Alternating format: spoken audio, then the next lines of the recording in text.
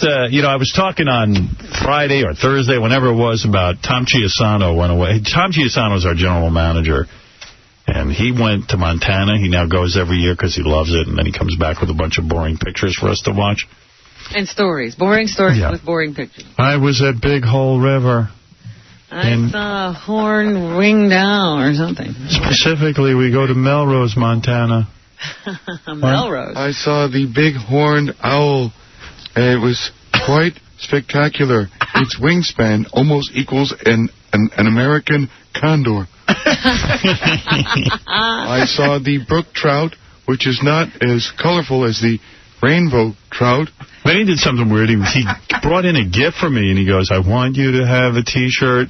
I was just like, well, that's nice, And it was weird, too, because he gave one to me, and he handed one to Gary Dell'Abate, Baba Booey. And, he didn't give one, I don't think he gave one to Fred. He did, and it killed me because I wanted to look and see if he gave me the right size. I have to call my wife and find out. It was weird because I went home and I said, the shirt actually is kind of nice. It's the long sleeve, T-shirt type thing, and it was a nice color. I was going to actually wear it. And I said, my girlfriend said to me, that looks kind of small. And I said, you know what? The son of a bitch gave me a medium. And, come on, you look at me, I'm not a medium. And I sent Gary a note. I said, you know what Tom did? He sent me a medium. He gave me a medium. It was almost like he gave me a gift, but he must have gotten him for free. Yeah. Here's a shirt you cannot use. And then, so Gary said, you're not going to believe this. He gave me a small. Gary put his on. Gary, you got to put this on. It looks like a belly shirt on Gary. I'm sure. This is the small. Gary gave it to Will. It's too small for Will. Are you kidding? It's like a children's T-shirt. Which I think is weird. It's very nice. It's nice that you gave people a gift, but, it shows zero thought. Thinking? No, I swear, I thought I had picked, and I asked the woman to give me medium? all larges. No, they were supposed to all be larges. Boy. By the way, it's nice to give someone a gift, but to give Gary a small and me a medium. Because Gary wanted to try it on. So why did he's going to wait till you see it on him.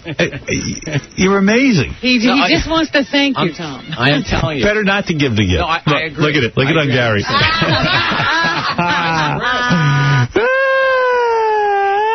You look fantastic. Wow. Way to go, Tom. You could catch a lot of trout dressed like that. You look like Aquaman. They were all in the large bin. I thought I picked out all larges. All right. Well, thank you for the thought. I'm sorry, and I'm having large, and you need next larges. Don't get me one, please. It's being shipped. It's being shipped. I don't even want a T-shirt. It's nice. I understand what you're saying. It's beautiful. Please don't send me one. Big sky country. You want to tell everyone about your trip? No. Why should I be the only one who hears about it? I didn't bring tell us pictures. about the fishing. I haven't brought any pictures in 2 years. What about that owl? The first year, the owl is very cool. A great horned owl. What's weird about you is you take pictures without people in them. And, I always find people odd who do that. But you're in Montana. It's all about the country. And I know, but what does it mean to me to see a picture of you of Montana? I could buy that in a book. Better pictures than you could take. Here's a picture of Montana dirt. Tell us how you spend all day catching fish that you could have to throw back. Well, that's the deal. You catch and release. File the barbs off the hook. Wouldn't it be fun to eat the fish? No? You can, if you wanted to keep two, either you can cook them on the bank of one of the rivers, or you can bring them back to the lodge that you're in. But we just catch them and release them. I smuggled a fish back. They arrested me. Can I ask you a question? It's the sport. In your vacation, yes, you go to Montana. Yes. With this other guy. Yes. He's the same guy you go with all the time? Yes. Okay. And then you sit there. What time do you get up in the morning? Early? For the fish? Yeah, 6:30, 7 o'clock. Eat your breakfast. Eat your breakfast. Then you have to drive from the town of Twin Bridges, Montana, over to the town of Melrose. Does this guy you're friends with, is like an old-time friend? No, a recent friend. Where'd you meet him? 4 years. Met him through business. And is he a masturbator, a non-masturbator as well, like you? We haven't discussed. Do you ever talk to him about it? No.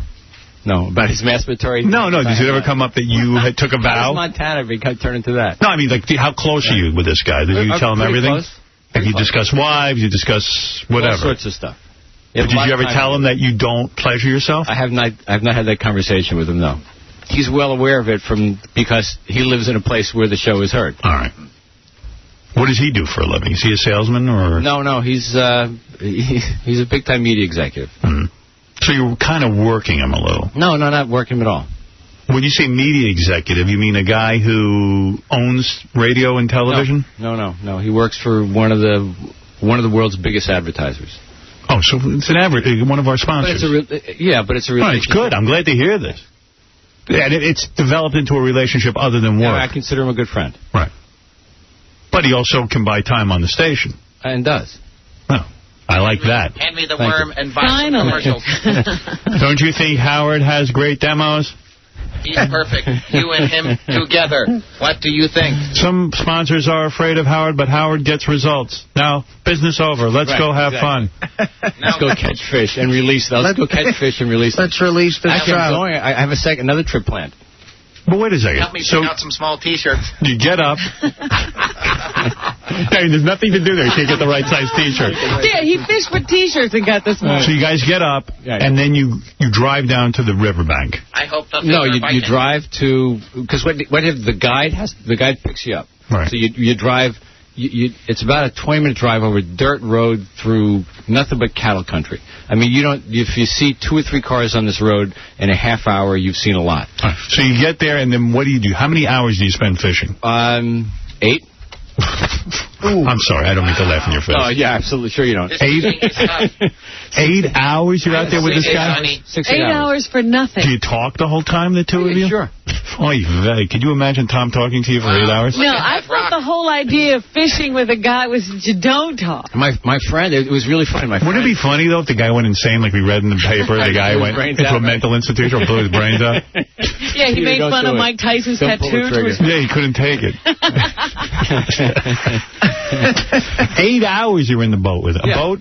Yeah, boat. Canoe. No, not a canoe. It's a boat. We have a guide. The guide is so it's you, the guide, and your friend. My friend, right. No what?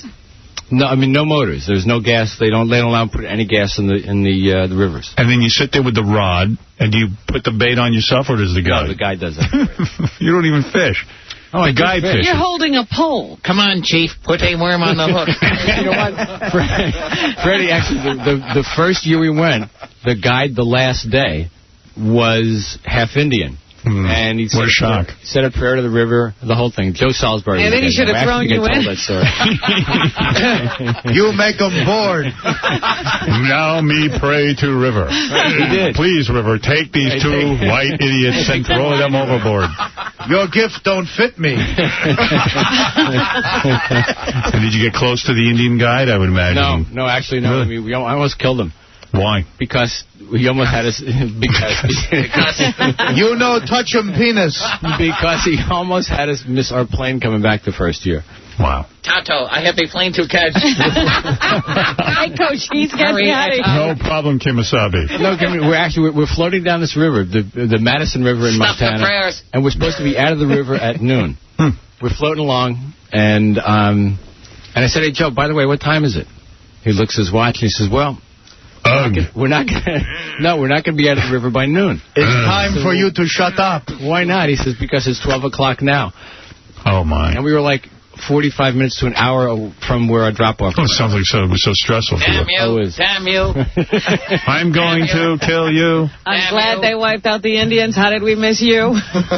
So you spend all vacation on this boat, 8 hours, and you catch the fish. You don't even eat them. Right. Yeah, you do this every day for how many fish? 3 days. 3 days? Yeah. How many fish did you catch? This year we caught about 30 between the two of us. Well, good for you, Tom. You released 40? I talk to the fish fall asleep when they float to the surface. Right. Yeah, you can just I pour the fish into the boat. The fish want to kill Well, congratulations. Thank you. I guess. I'm going again. When are you going? I'm going to Oregon this time. Wow. Yeah. Oh, Oregon gets the treat. Why Oregon? A different friend has organized a trip, and he had fishing? An opening. It's actually fishing and golf. He has a 3/4 Indian. Oh, boy, the double threat. After talk, me like sleep. You go hit ball in hole, me Now, sleep. after 8 hours of not really fishing, what do you do? Well, then I guess you go back to the lodge and eat somebody else's fish that they caught that they're allowed to keep. I've got to buy Cabby a tube top. By the time... Who got the T-shirt gift? I mean, like, who is special? Because obviously some people around here didn't get T-shirts. Who did you Who got the T-shirts? I gave one to you, one to Gary, and one to Fred, and I have a box of other things coming. Oh, so like Cabby doesn't get a gift. Do you send a gift to Mel? No. So I get a gift. You don't think Mel wants a... Yeah, I mean... Me, Fred, and Gary. Guys on the show and my friends at home. But no one else around the radio station? I didn't give one to everybody. Oh. I mean, I gave Frank something. Frank got something? What did Frank get? Frank got an extra small T-shirt. I bet he looks good. Maybe he can switch sizes with Gary or you. All right, so I'm very honored. Thank you. Look who gets a gift. Yeah, you're right up there. No gift for Chuck Roast, our program director? I have stuff coming. Mm-hmm. Chuck Roast. You could actually give Chuck Rose Gary's T-shirt. I think it might. Yeah, maybe. Yeah, he's tiny. But then he said it was too small for Will. How's things going with the new program director? I think good. Yeah, what's he doing? Just listen. I mean, listen. I mean, I think the music sounds... Station sounds good. Sounds good, real good. I saw them in a big meeting. You know, Tom has everybody in a meeting in his office, and Chuck Roast was a part of the meeting, and I wondered... I had a lot of time out in Montana to think about what I wanted to say. Right. This is a powwow. I wondered if Chuck Rose is speaking up in those meetings. I'd like to introduce you to Flying Wasp. He's going to talk. I learned a lot out in Montana. While I was in the boat. You make them ratings big. Fishing is a lot like radio. Yes. Did you come back Every day you put your hook in the water looking for listeners. Sometimes you catch them. Sometimes you don't. But you always throw them back. Well, Tom, how is that like radio? I don't know. I just like the analogy. So what was the meeting about? You called everyone into the meeting? You mean the programming department? We have a weekly promotion meeting. Oh. Over stuff that sales needs done, that programming has got, that maybe sponsorable, all kinds of things. We need more ways to whore out the show. You catch ratings. Any ideas? Chuck Rose, I couldn't push Kingston around. You're nothing. It's like fishing. Here's what I need you to do. Every record should be sponsored. You catch ratings in the morning and then you release them in the Yeah, it's like fishing. There you go. So far, we have had a throwback pop. Howard catches all the fish. You guys throw them back in. You're releasing too many fish. Time to go. I think it's time for us to start keeping the fish. My colonic and strip club sponsors are aggravated with all of you. You make them. And then I walked into another meeting out there while Tom was away. It was a closed-door meeting. Yeah. And I just needed to talk to somebody in the meeting. I opened the door. They said, yeah, we're working on a bumper sticker while Tom's away. Wait. That's my expertise. You can't do that. Well, good for you, Tom. Thank you so much. Congratulations. When can we look forward to you being gone and being in Oregon? Yes, in when are you going? July. In July. All right. That sounds like a good vacation. Sounds like a great... you're not going when we're going. No. Good. Yeah. Oh, Leave when we're here. I will. My plan, too. All right. Tom Chiusano, thank you for the gift so once much. again. All right. Here's a guy who writes me a letter. He says, this is a very racist letter, but I read it to you anyway, because I read most of my mail on the air. I don't keep any secrets. This guy's talking about Harry Potter. By the way, Harry Potter, the book, came out. People say to me, they printed like 8 million copies of this book. It's so popular. And a lot of people were angry because they stayed up till midnight and actually waited to buy the book at midnight. The book's like 800 pages here in America and 700-something pages in England. I don't know why there's a page difference. Like, why in England would it be less pages? I don't know. Do they have a bigger book? I don't know. There's a bigger book here. No, I meant like this way, so you get more wider. print. I don't know. I don't know. But they say that like 8 million copies were printed. People were going berserk for Harry Potter. And this woman waited online. Midnight, she paid like $29.95 for the book. And now, like everywhere, they sell them for like $19. She's pissed because... She bought it at the top price. Yeah. So there's some anger over that and the pricing. And then J.K. Rowling's the woman who writes these books. And she took the name J.K. Rowling's because she didn't want anyone to know she was a woman originally, because they did research and found out that boys don't buy books written by women. And what is her name? I saw her being interviewed on NBC, and they were calling her J.K. Rowling. Yeah, Rowling, I don't know. But the book is so successful, and J.K. she used to be like a homeless woman, and when she was homeless, she wrote out the outline for like 7 books, literally. So This is the 5th one. She's got 2 more coming. Yeah, she's already started to work on the next one. She's like a billionaire already from these dumb children's books. I've never read a Harry Potter book. I liked the first movie. I thought that was good. And the second one was okay. You saw it? I did. It was all right. Finally. Yeah. But this thing is taking the country by storm. In fact, she's got to keep a lid on merchandising because what a lot of toy stores are doing is they're selling books in the toy store, which I think should be outlawed. Why? They're selling, the only book they sell is Harry Potter. Yeah, and? Toy stores for toys. When I went with my parents to a toy store, I don't want to look at books. No. You know what I mean? Absolutely. That's against the law. Yeah, I mean, like, they got them in a toy store. I want stuff that shoots water and slime. I should think the bookstores would be upset. That's the only time they get people to come in. She doesn't want the book next to other merchandise, non-Harry Potter merchandise, because it helps sell it. I mean, she's such a control freak. She's trying to control every aspect of her Harry Potter name and books, but there are Harry Potter toys you can buy. Right, from the movies there's merchandising, I'm sure. So this guy wrote me a letter. He goes, Howard... why are these books so popular? I'll tell you why. No niggers. Oh. No niggers in English boarding schools, unless they're on a slab in the medical department. The niggerification of America has resulted in a mad dash by white children to British culture. There's no mystery to me. This guy's serious. And what do you make of that? Are there black people in Harry Potter? I really hadn't thought about it, but probably not.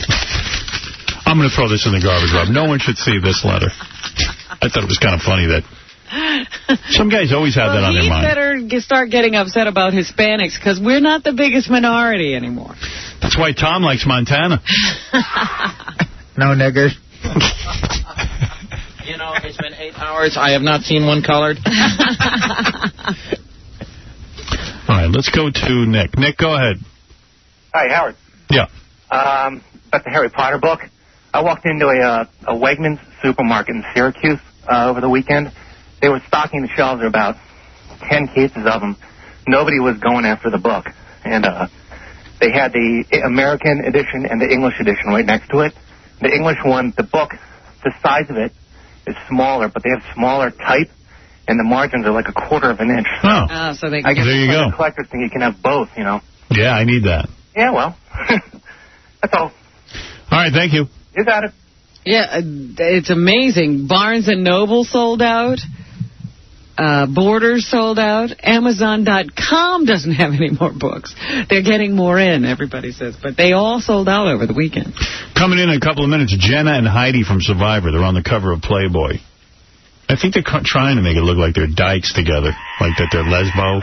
They're into some hot lesbo action. Yeah, Playboy doesn't usually do... Yeah, they do sometimes. They do? Yeah, not like Penthouse does. I don't know. I always hear you talking about Penthouse doing that. We'll talk to those broads. You know, they're going to try and convince you that they got $500,000 apiece to be in Playboy. I would guess they got more like $50,000. What is the deal on that? Why does every girl come in here and try to convince you that she did? Because they want to make it seem like they're worth a lot of money. You know what I mean? It makes it seem more worthwhile. And I think even Playboy likes to lie about it. I guess that's what they do. They get the girls to lie for them. The only one who ever got $1 million for taking her clothes off, as far as I know, was, believe it or not, what's her name? Jessica Hahn. Jessica Hahn. Believe it or not. Jessica Hahn. I can't believe you forgot her name. Hey, by the way, I had something weird happen to me last night. I was sleepwalking. No. Yeah. What? Sleepwalking. Where'd you wind up? This is really weird. I was, in the middle of the night, I got to pee all the time. I think as you get older, you got to pee more. Do you drink a lot of water, though, lately? I do. I do. So you would have to. Yeah, I'll do it, too. That might explain it. So I guess I got up to pee, and I was confused as to where I was. I remember, but it wasn't like I was awake. I do remember walking back and forth in front of my bed. I was, like, on Beth's side of the bed. Uh-huh. And I was walking back and forth trying to find the opening to the doorway. And I couldn't find it. I was just walking back and forth. But I was asleep. I mean, I wasn't awake, but I remember it. Wow. I remember it like a dream. I was going to say, so it was like a dream to you. Yeah, and I was walking back and forth, and finally she woke up and said, what do you do? Are you all right? And I said, what? I can't find the door to the bath. I can't find the hall door. She goes, go there, to your right. Plus, I didn't have my glasses on, so it's always a little confusing. Yeah, but it's your house. It's not like you're in a stranger's I was confused where I was. That's scary, man. But I was not awake. And then I got to the bathroom somehow. Did you wake up at all even then? No. You're still sleeping. I think so. And then I went. Because the funny thing is sometimes people go in the wrong place. You didn't go in the wrong No. That'd be great. You went in the wrong place? I was about 12, 13 years old, and I sleepwalked. My mother told me I walked into their room, didn't say anything, walked back, and then she thought I was, like, out of it or something. And she walked back and followed me into my room, and I took a leak in my shirt drawer. Wow. Were you high? No, I was, like, 12 years old, so... Well, yeah, I might have been high, but... No, I mean, I took a leak in one of my clothes drawers. Wow. I don't think I've sleepwalked ever since. It's weird. Yeah, it was a weird experience. Like, I don't even know how I was walking around and how I didn't hurt myself. Well, they say that most times people don't hurt themselves. I know I talk in my sleep. I didn't know I walked in my sleep. You don't have a terrace or anything, do you? It went right out. No, fortunately. Wow. Aren't you weirded out by that a little? Like it might keep happening? No, I'm not going to worry about it. I got enough to worry about. Yeah, the only problem is if you wind up in the lobby. Yeah, I mean, God knows what I was doing, and it was weird. I think I would have kept walking back and forth had she not woken up. You're walking down like Fifth Avenue. Howard! It says here in the tabloids that they think Letterman's about to get married at his secret wedding in September. Oh, really? Yeah, he's going to finally marry that broad he's been with 100 years. Make an honest woman out of her. What a lucky girl. Yeah. Tabloids got some good stuff. The Examiner has this weird picture of a guy jumping to his death from the Eiffel Tower, and the reason they got it, some dude was just visiting France, and he took a picture. Some tourist? Yeah, and he realized when he got his pictures back, there was something weird happening. He realized he got a picture of a guy jumping. No, he didn't. No. It was a total accident. Wow. Let me see if I can find. There's a couple other weird things. One is like, disease damages Michael J. Fox's ability to talk. I hate that. You know what? I told you, I saw him at one of the Nets basketball games, and he looks okay until he tries to start to talk. And he does, he sounds a little drunk because his speech is slurred. Funniest thing that you'll see on tape, if you can get a copy of it, I wish I could post this on the web maybe, but Lisa Marie Presley was singing on the Today Show. Yeah, and I heard about that. Oh, I could show it to you. Really? I got a copy of it. Because I saw one of her songs. I didn't see the song, obviously, where she did that. She was singing, you know that song, Memphis? Right. Yeah. And she's being all cool, and she's in all leather like her dad. It's outdoors, and I guess it was slippery. It was raining. She fell on her ass right in the middle of the song.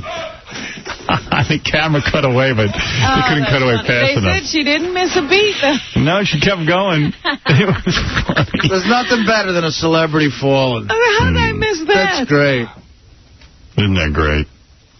Let's see, here's Letterman. Letterman tying the knot. TV workaholic David Letterman has decided there's more to life than his hit talk show. Really? When did he decide that? Yeah. He's cutting back on his schedule and secretly planning to get hitched to live-in lover Regina Lasco in the next few months. Wonder why, though. Like, why has he got to get married? Yeah, what has that got to do with not only working? The sweethearts who have been together for 15 years plan a small ceremony. What's up with that? With about 24 family and friends. What, does he want to have kids? No, but see, this is what people do, and this is what I'm saying is going to happen to you. Oh, come on. I don't know. I think Letterman's pissed at me or something. Why? I don't know, because he's done some weird things recently that... Like what? I don't even know if I should get into it. I mean, on the show? Yeah, not about me, but some things behind the scenes that affect some people in my life. Yeah. Yeah, he kind of shocked me, actually. I wonder what that's all about. Yeah, I think he's a little... Oh, I won't even get into it. Hey, this is kind of funny. They go around now. You know that Kirstie Alley? She got real fat. She used to be hot. Now she's fat. Yeah. Anytime they see her eating, they just take pictures of her eating. And she doesn't dress very well, does she? She's like a witch. And, I told you, I see those Pier 1 commercials, and the whole fascinating thing about the commercial to me is how they try to hide her. You know, she sort of, all she is a head that sort of floats around. They want to stick her head. They want to do it like the Hulk and just stick her on a cartoon body. Really? Did you watch Sex and the City last night? Yes, I did. What'd you think? I liked it. Did you? Yeah. I thought I was a little disappointed, but never lives up to the hype the first day, the first one. You got to wait. What disappointed you? Hey, I wasn't laughing. I'm not laughing. Oh. Well, they didn't get into laughs last night, but there was a lot of sex. I'm not laughing. I don't know. I thought that was pretty funny, the Jewish guy who wants... The Jewish guy, yeah, he's funny. He wants a Jewish girl, but he goes to the restaurant and orders pork. Yeah. That's like Ross Zapin. Yeah, I love that. I got this buddy, Ross. I know Ross, yeah. You know Ross. Yes. Good guy. He has to marry a Jewish girl, and he's dating this girl, Melissa, now for, I don't know, a year and a half, 2 years or something, and but she's not Jewish. She's a shiksa. But meanwhile, Ross lives, I mean, what about his life is Jewish? Where's the Jewish? Yeah, where's the Jew in his life? I mean, he goes out and parties every night. His wife, I guess, will make him Jewish. You know. I go, what's your... Yeah, you know, my parents, they're Jewish, and and I'm like, but there's nothing in your life that's Jewish. Right. It's all about mom. I couldn't tell my mom that I'm not marrying a Jewish girl. They always blame it on mom. I'm like, dude, you don't like Jewish girls. Yeah, you can't seem to date one. Hey, Heidi and Jenna are here. Oh, okay. I think I got to take a break, though. But you didn't tell me. You just didn't like because you weren't laughing. The girls look good? Or did Sarah Jessica Parker not? Kim Cattrall looked a little heavy. Yeah? Yeah, I thought so. There was one scene where she rolls over naked. You know it's not her body. They obviously put another person in there. Okay. The redheaded chick never looks good. No. I mean, she looks the best she ever looked. I thought she looked great that one day they were out having lunch all together. I said, wow, she pulled herself together. Sarah Jessica Parker looks amazing for a chick who just had a baby. I mean, the body is awesome. But they should have reshot the opening of the show. Oh, yeah? Because her middle is not the same as it was. Oh, no? No. Yeah, never have a baby. Never have a baby if you're a hot chick. Really, it's just going to wreck you. What? I don't know if you talked about this already, but the dark-haired one, how come she has sex with her top on? Yeah, how's that? She's always in her bra because her boobs... But she's naked. She's on top of the guy with her bra on. Well, they did that a lot last night. Even, what's her name? Kim Cattrall, who usually gets naked, had a bra on when the cops burst in. Because they think you don't want to see those boobs anymore. And quite frankly, when you're simulating sex on a TV show, have the decency to place the woman over the guy's penis and not on his belly button. Right, I see a lot of that. They couldn't possibly be making contact. Yeah. All right, we'll talk to Jenna and Heidi. They look good. Yeah? What'd they wear? They're wearing, just like... Skirts? No, nobody's in skirts. I got to say, she might hate me, but I think she's talented. I'll listen to her anyway. I'll listen to her anyway. I'm not going to give up on the band because she hates me. I mean, I'm sure there's a lot of people in the industry who hate me. Well, recording industry. Yeah, you couldn't go anywhere or listen to anything. I'd have to give up my entire CD collection. You know who hates you? Who else hates me? Alanis Morissette. You love her record. Yeah. Yeah, she hates me. She hates you? Well, because she thinks she's a feminist, but meanwhile, you get that bitch in the sack. I guarantee you she'll... She's the one screaming and crying about men. Yeah, she'll bark like a dog. She's no feminist. Everything about her is about whatever boyfriend she has. Right. Well, guess who's boycotting Emernescence? Me. Oh, good. Artie. It's a good album. What else did you pick up? Oh, this is weird. Ross goes, you want a good album to work out to? I go, sure. This is embarrassing to admit, too. You guys are going to think I'm so goddamn gay. Some Beyonce? Britney Spears or something? Worse. So he goes to me, he goes, you're not going to believe this. He goes, I'm embarrassed. I'm working out to the Justin Timberlake album. This guy just hung up on me. So I said, I'm not going in and buying the Justin Timberlake album. That's funny. So I go to the record store. I said, I got to buy a gift for someone. Justin Timberlake album. You know some fag? I said, yeah, I got a gay friend. He's having a party at Fire Island. You're working out to Justin Timberlake? To Cry Me a River? No, I don't know about I played it. You know what? It's a pretty good album. It wasn't bad. The kid can sing. Don't admit it if it is. I liked it. You know what else I liked? I liked the new Madonna album. I thought it was good. I liked it. You know what you're getting with her. She's always, She's good. She's got some good songs. I mean, she's always singing about some weird stuff, but I don't listen to the lyrics anyway. Can we go back to the eggplant? Yeah, and then I said, you know what? Just play that other thing for me when I'm over, the stuff you're not supposed to listen to. My sad thing is I could go to a Justin Timberlake concert now and kind of know all the songs. Oh, you could be singing along.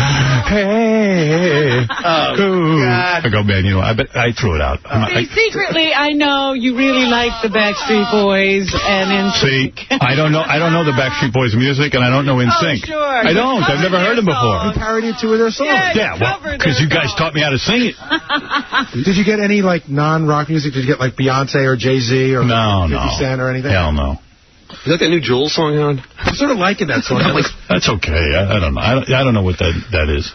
You know what? She's full of crap. She goes, I'm goofing on my new image. Like, I'm goofing on into these girls who dress in belly shirts. But meanwhile, she's dressing in belly shirts. And, I mean, doing all kinds of advertisements, you know, with the same little short skirts. And, you know, it's not a departure. Right. She's all the way there. She's all about that. Her true colors came out.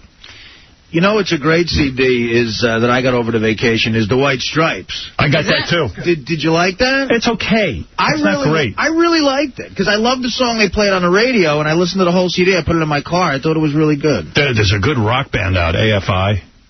Have you heard them? That's one of Ross's bands. They're good. I listen to their stuff, but they rock, man. You have to tell me what song. They're heavier than Metallica. Yeah? What's that band's name that's 3 words in a row? That's getting a lot of heat now with the chick lead singer that we're playing a lot. The Rolling Stones? No. That's not a chick. That's Mick Jagger. The Keepers?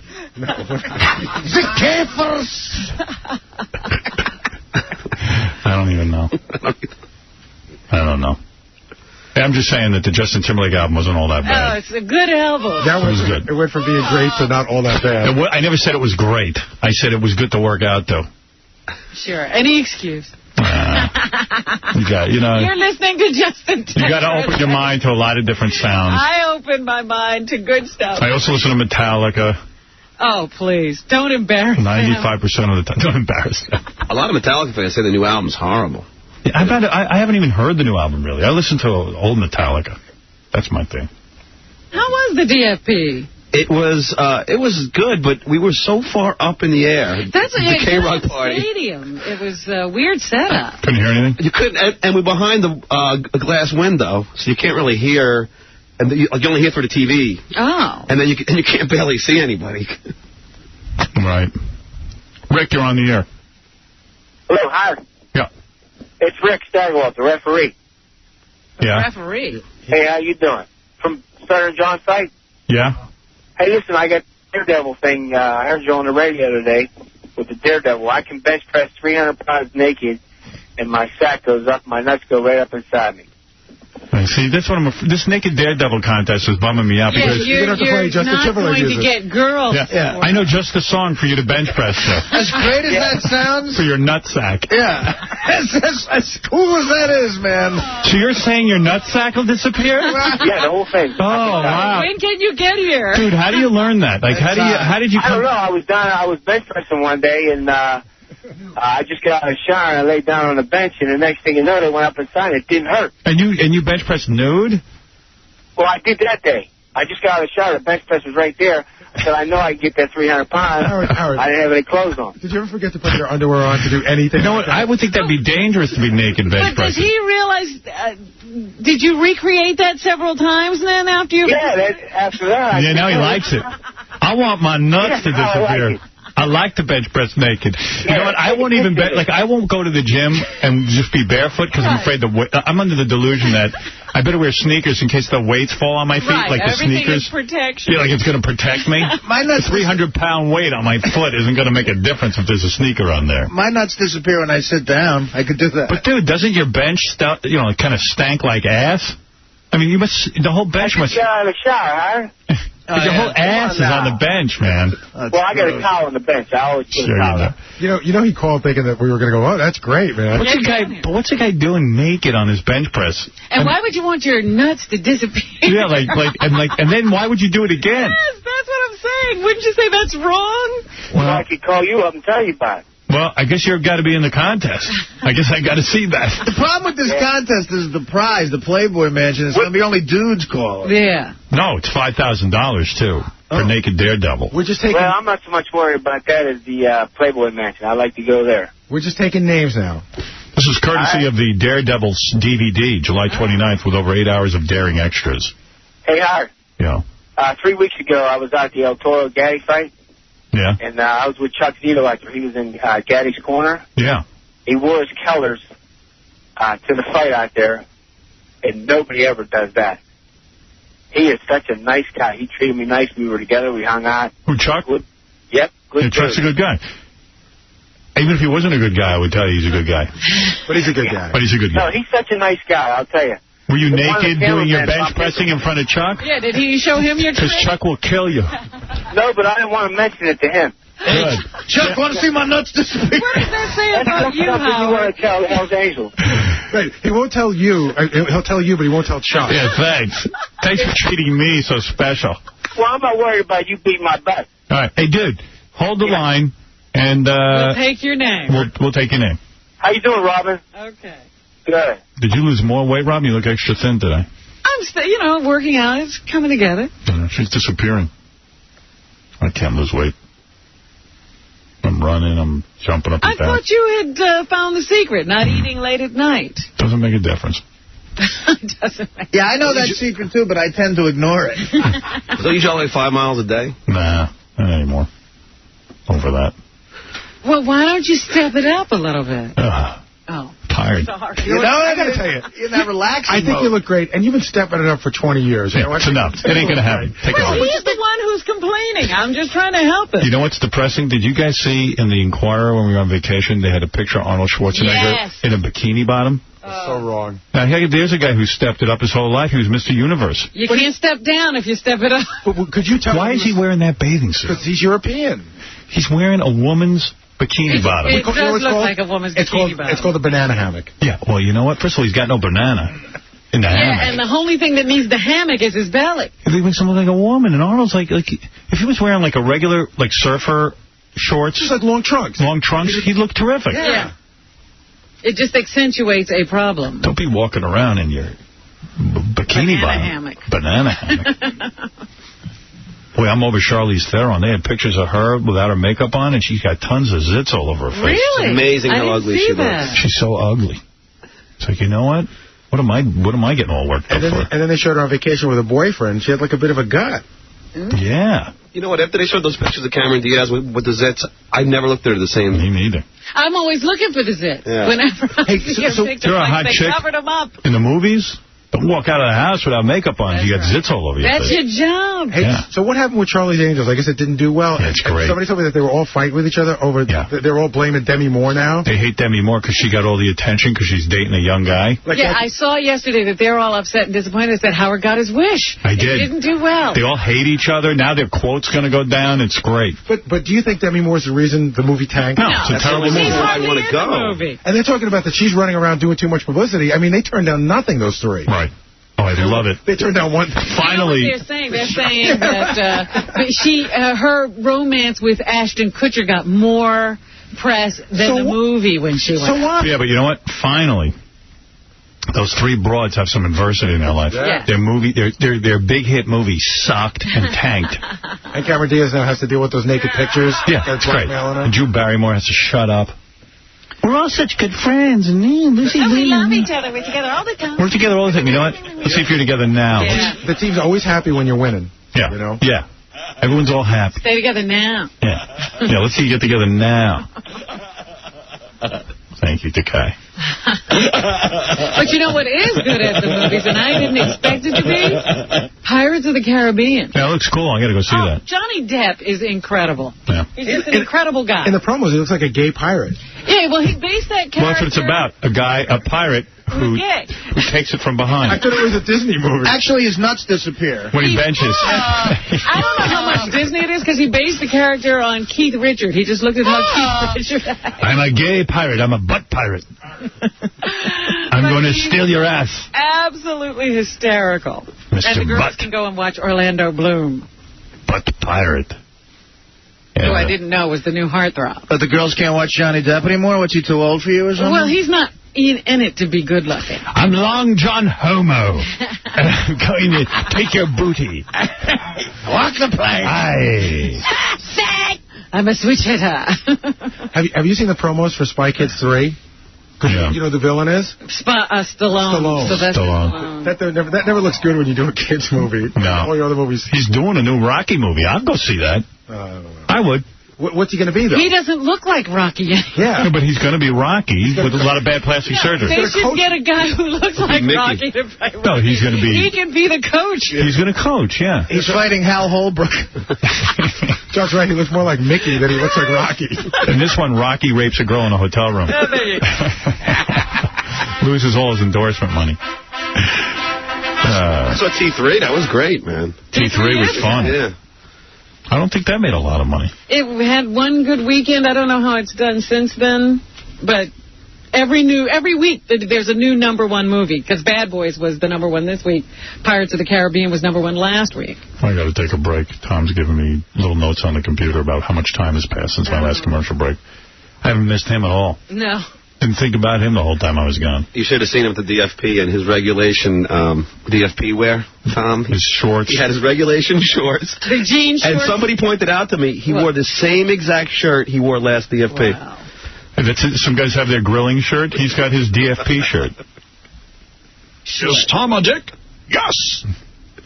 I'm having fun. I like the new groups. Rock out. Rock out, young men. We're going to take a break. We'll be back right after these. Howard Stern, lifesaver. Who would you call if you were standing on the George Washington Bridge contemplating jumping? Mom, your spouse, that hot number who wouldn't go out with you in high school? 29-year-old Emilio Bonilla used his bulky cellular phone to call Howard Stern. My battery's running low. Oh. So am I, so... No. Just relax. You have kids? Yeah. Oh. Man. I might join you, so let me think about it for a second. I'm sick of living, too. Stern put the call on the air and calmed Bonilla for several minutes until another listener and then police collared him unhurt. Bonilla was charged with reckless endangerment and cocaine possession. Police say it was no hoax, but sounded miffed at the attention Stern's getting for doing the sort of thing they do all the time. The Howard Stern Show. Yo, with the deal, this is rapper, actor, and overall entertainer John Rule. You are listening to the man who voted for David Dinkins because he wanted to keep the blacks calm. Howard Stern. Holla back. It's not true. That was Gary's word. Gary did that.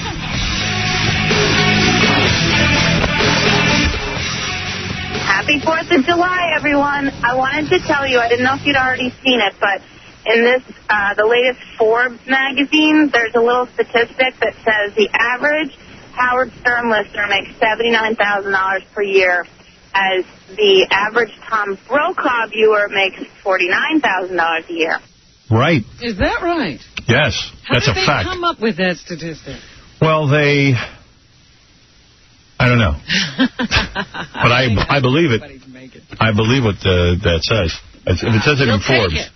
It said it in Forbes. It wasn't like they said it in the Inquirer. If you know what I mean. Oh, man. I didn't get to the Kobe Bryant press conference. That's going to take us some time to get through. Want me to play a little of it? Yes, please. You have to. All right. Well, it is news time. That is news. That's news. That is news. Big news is Ronnie the limo driver got another tattoo during vacation. You're kidding, Mr. Walk on the Wild Side? What did he do? What ink did he get? He got such a... he's an angry guy.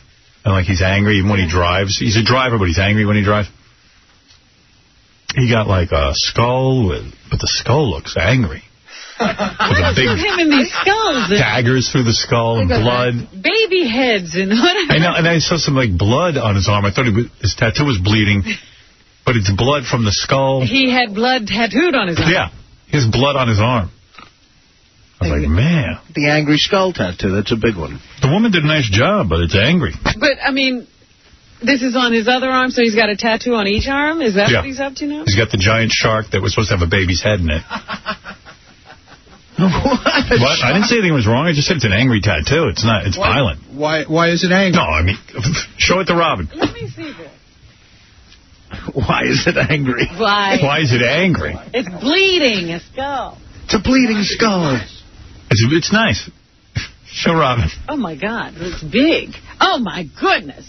He goes, why is that angry? It's like a military dude, because the skull has a helmet on it. It's got guns coming out of it. And why is that angry? Splattered all over the place. And you say, why is that angry? Why does the skull have a military helmet on?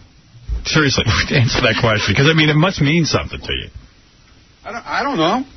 I mean, you just had him put it on your arm? You don't know what that's about? No, I had this T-shirt that I've had for years. And it's got that on the front, and it says Born to Kill on top. Oh, but it's not angry. It's like the cover of an Iron Maiden album. I didn't put Born to Kill. I like the skull. I like the way it looked with the little... With the army helmet? The army helmet, the guns going through the head with the bullet hole through the helmet. And the splatter of blood. Splatter of blood. What it all means. And he's smoking a joint. Did you see that? No, I didn't notice that. You can see that with everything. You know what it is? All the hair on your arms blocked out the joint. No, there's no hair. They shaved it. Yeah. She did a good job, though, right? Yeah. No, it's beautiful. Beautiful work. Yeah. Good luck. Very detailed. Yeah. Enjoy your new tattoo. Thank you. How long did that take? 3.5 hours. Wow, she did it very fast and good job. And you're a bleeder, dude. No, you know what happened? When I did the shark, I was on antibiotics, and I didn't know anything, about getting a tattoo. And I didn't know you're not supposed to be on, medicine or anything, and that's why I bled so much. No blood at all on this one. Really? 3.5 hours, not a speck of blood. Wow. Yeah, they had to actually draw the blood in this time. Yeah, exactly. Yeah, unfortunately. Last time it was real blood. All right, good. Came out good. Yeah. You said you liked it. I do. I said I liked it. All right. Take it easy. Calm down. Everyone calm down. Calm down. He's so nervous I won't like it. Hey, it's there now. I think you should put Born to Kill on your arm. No. Over the skull. No. Let's go all the way. Why not? You like the T-shirt. You are born to kill. No. He wants to kill everyone. He wants to drive a knife through everyone's skull. I've never seen an angrier guy, and I know anger. I'm angry as any man, but Jesus, he's over the top. What's making him so angry? I don't know. Driving around New York City. You can even tell me it's a great life, makes a great living. Yeah. He's not stuck in that car all day anymore. I took him out of that. You liberated him. Yeah. See, Ronnie has a happy side, too. He can be a happy guy. Yeah, but it involves 80 shots. Right. I was going to say, I never get to see that guy. Let me hear Kobe Bryant. Yeah, here's a happy guy. Here's a guy who's really, really charmed. So CD 1 or 2? 2, I guess. Give me a second here. Exhausted already. That's him crying. It's already. He came out of the box crying. Starts out with a big sigh. Yeah. I'm innocent. I didn't force her to do anything against her will. I'm innocent.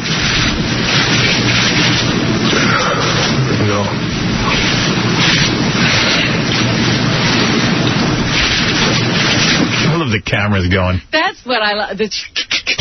How many pictures did they get? He's there, Yeah, how many pictures do you need? Did you get it already? I mean, they got him, they got her, they got him and her. In front of you guys.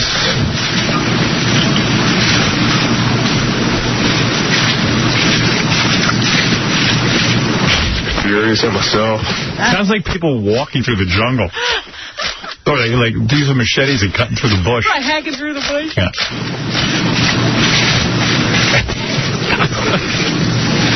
Disgusted at myself. When you hear that noise, you know you're in trouble. Yeah, you really don't want to be there. This is the time you don't want to be there. I'm innocent. I'm disgusted with myself. That wife looked hot. She's beautiful. And now she's very wealthy. I'm making a mistake of adultery.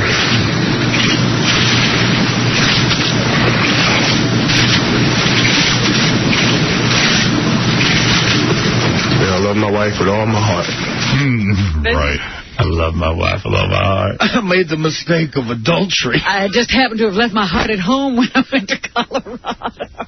Dude got married at 19. We said at the time he's going to be cheating within a year. I can't even believe it took this long to find them out. Well, first of all, what are the chances? 19. Yeah, what are the chances? I don't think he was 19. Well, they met when in high school. He might as well have been. She was 19, I think. He was, was 18 and in high school. Yeah, he might have been 21 tops. Right, tops. he was about 21. I love my wife with all my heart. It's my penis has other ideas. I love my wife. My penis.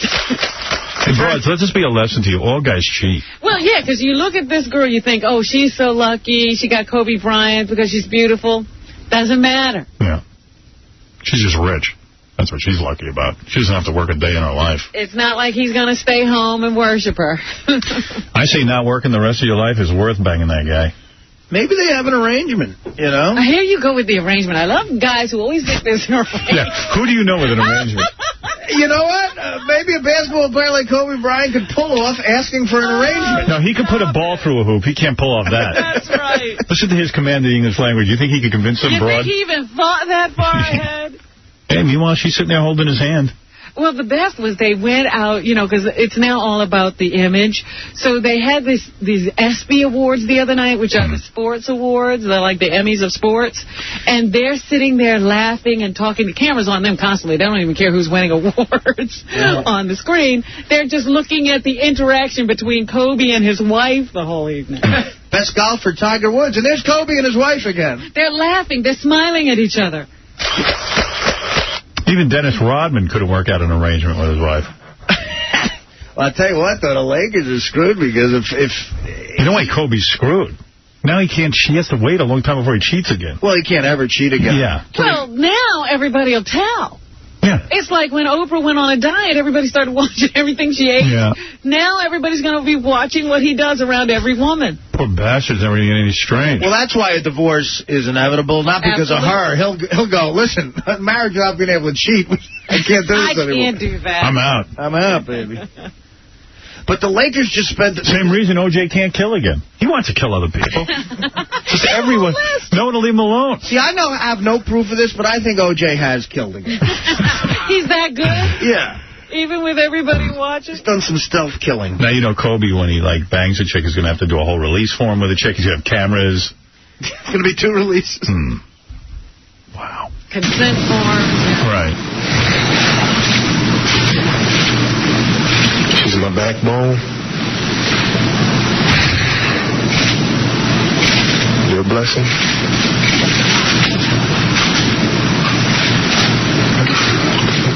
And you white. Kind of white. You're the beats in my heart. You're the air I breathe. Tell it to your girlfriend. The air I breathe. The air I breathe. Yeah, he's like Barry White all of a sudden. Yeah, baby. We made it, baby. Own the air I breathe. Yeah. Where's Thank my Barry you for White? letting me breathe. You got me, baby. Baby. Come a long way. We got it all together, baby. He's Barry White. I committed adultery. Sorry, baby. You're my backbone. You're the air I breathe. Yeah. Yeah, baby. Where's my Barry White? My wife. I guess I don't have my Barry White. I love my your wife. Barry White's gone? Yeah. You're the strongest person I know. And I'm so sorry. Having to put you through this and having to put our family through this.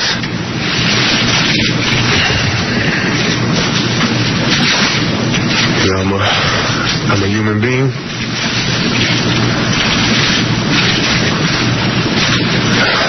I'm a man just like everybody else. Yeah, there you go. I don't want to hear that now. You were Superman. Right, he's not a human being, he's a man. Hey, and you know what? As men, he is a man. Exactly. And let's at least give him the benefit of the doubt. And let him at least try to prove his innocence before they take away his Nike deal and everything else. Oh, I mean, no, they're standing pat. They are? They're waiting to see. You should. I mean, come on. I mean, what if she is a kook? Let's be honest. The guy is a target. Oh, he's a big target. He's a bullseye. You know, you don't have to move and get in the line of fire. That's my... Yeah, well... If you're a target, don't actually help the person trying to shoot at you. Bang chicks in public, where we can all see the consent. You get the consent. Yeah. Because, you know, that's it. Although, I got to say, for a woman to just start declaring rape when she hasn't been raped, that's a big leap. I don't think most women would do that, but... She did appear outside, immediately outside of the room crying. There were witness accounts that she was standing outside the door after 20 minutes of being inside crying. Well, you could just be hung like a... It could have hurt as well. Yeah, I'm not a broad, but I got to imagine that hurts with anybody of some decent size. Well, then she was crying before. He shouldn't have let her leave crying. Right. Well, maybe he treated her like he's treated other women. That's what I mean. And it's not his version of a rape.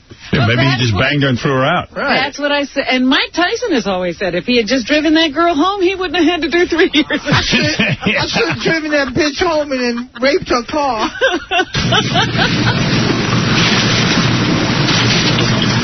I mourn. I cry. I bang chicks who knock on my door. Just like everybody else. Just like everybody else. And, I sit here before you guys, embarrassed and ashamed for... I bench press naked, my nuts disappear. Committing adultery. Any reporters want to smell my finger? Yeah. You know, if I could go through the feeling of if I could just turn back the hands of time. If I could turn back the hands of time. He's like Cher now. Mike, you're on the air. Hey, Howard, welcome back from vacation, you hook-nosed Jew bastard. How you been? When you put it like that, fine. What can I do for you? What I think is that this broad totally trapped him because if they walk around with these short skirts with their snatch hanging out, you know what I mean? They're looking for you to bang them. I agree, sir. Thank you. Did you see that girl that day? Is that how she was dressed? Yeah, she had on a beaver dress where you could actually see actual beaver. It was a cookie catching outfit. You know what? If he would have just stayed home and worked out to Justin Timberlake's album, we would have been fine. Thank you. Chauncey, you're on the air. Hey, Howard, how's it going? Welcome back. What's up? So what you haven't mentioned yet, which has been reported in the papers, the prosecutor claims that he has witnesses who were in the room next door to Kobe Bryant who actually complained about the noise coming from the room because the girl was screaming so loud for help. Well, they did say there was a disturbance in the room, and that brought security. Yeah. But how do you know? I mean, seriously, listen, rape is the worst thing in the world. Anybody who would do it is a sick psychopath who is angry, and I don't even have to go into it. And I don't think a lot of women go around accusing people of rape willy-nilly, if you know what I'm saying. But there are some kooks, and it's been proven, who will do this kind of thing. So what I'm saying is, I don't know what the evidence is yet. And if there was, like, yelling and screaming, it could even be a kooky chick yelling and screaming. She could have just gone crazy in the room, and Kobe put her outside the door. And he said, you better get out of here, baby. Look, if a chick yelling for help is rape, I'd be in jail a long time ago. I'm just saying, you do owe the guy some sort of trial or something, right? I mean, in the paper today, they're making it seem like the guy did it for real, and they don't even know the evidence yet. I don't know. No, somebody said this, and it's true. The best way to avoid this, you don't have a girl that age in your room alone. There you go. But But he did. Almost her age. I mean, he's no 50-year-old guy. Right. Chauncey's right. You get 2 chicks. That's hot. Yeah, then you have witnesses. Always have another chick there. I feel bad for the guy. Yeah. Well, if he's raped, then I don't feel bad for him. Well, he didn't do himself any good either, because I even see, like, some of his teammates are saying, He had the reputation of being a recluse. He never hung out with the team. He wasn't a friendly guy. And he was always about the wife. He was such a, quote-unquote, goody two-shoes. Mm-hmm. And they said, who knows what he's all about and who knows what he's like. Right. His teammates don't even know. They don't know. But can you imagine having a wife that hot and you even cheat to begin with? That's of course. Oh, come on, Chauncey. Chauncey, give me a break. He can get tons of chicks, so as hot as that wife is, he's got tons of other hot chicks coming on. Dennis Rodman cheated on Carmen Electra. Yeah, go figure that out. Yeah, I guess it's from my perspective. Because no matter when you see a good-looking chick, somewhere, somehow, there's a guy who was sick of banging her. Yeah. But it hasn't been that long. I could see after 10 years or 20 years, but that's it hasn't been that long. Yeah, but you're not in the NBA. That's you. Yeah. Come on, the NBA. Yeah, that's what Magic Johnson. Yes, it's true. They say you're as loyal as your options. Exactly. Oh, yeah. True. And he's got options. He's a nice-looking guy, He's got tons of dough. 2 years faithful is 20 years in, 2 years is 20 years in NBA years. Yeah, he should get a bye, right? Well, it's like dog years. Oh, first of all, do you think this is the first time he committed adultery? Of course. Of course not. Yeah, that's the other thing. When's that floodgate going to open? Of course he never did this before. Because women now are writing articles about, what about these men who have these gorgeous wives and cheat? I'm like, Stupid. It is. Women. They just don't get us. That proves it. Right. I'm like, how many times does it have to happen before women realize that's what men do? Hey, Shirley, you're on the air. Oh, I got on the phone. This guy amazes me. Who's this? Howard Stern exclusive. I was talking about him yesterday. I was watching the MTV Awards, and once again, for like the 5th year in a row, Six, the guy, he calls himself Six, he's a black dude. He got up on stage and made an announcement at the MTV Awards. Hey, do we have that, guys? I should play his announcement. He gets up and he starts talking about B.B. King, and then they throw him off the stage. Happens every year. He got up there again. Yep. It's almost like if it was a white guy, he could never get away with it. You know what I mean? Like a white guy, they throw right out. Black guy, they're like, yeah, I think he's in a rap band. Because he looks like he's in some rap group. Right, and he usually walks up with a bunch of other black people. So he looks like he belongs. Yeah, who knows what's going on? But then he walked up with the Foo Fighters that time. Yeah. And they let it happen. They didn't know who he was. Can't find it? All right. Yeah, hello? Hey, Six. So, Six, tell me about the prep that went into this appearance. Didn't you think this year they would stop you? Yeah, you know, in actuality, Howard, they was looking for me, man. And they knew that I was coming.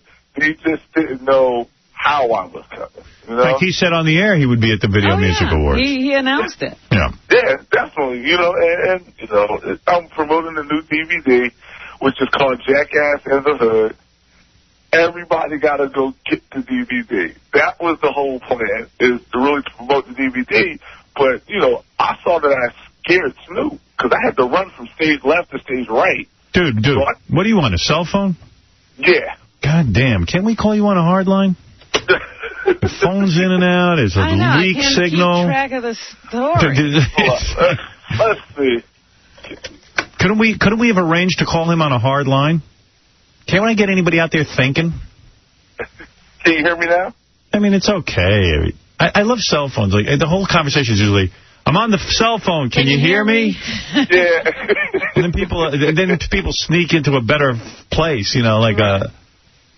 How do I sound now?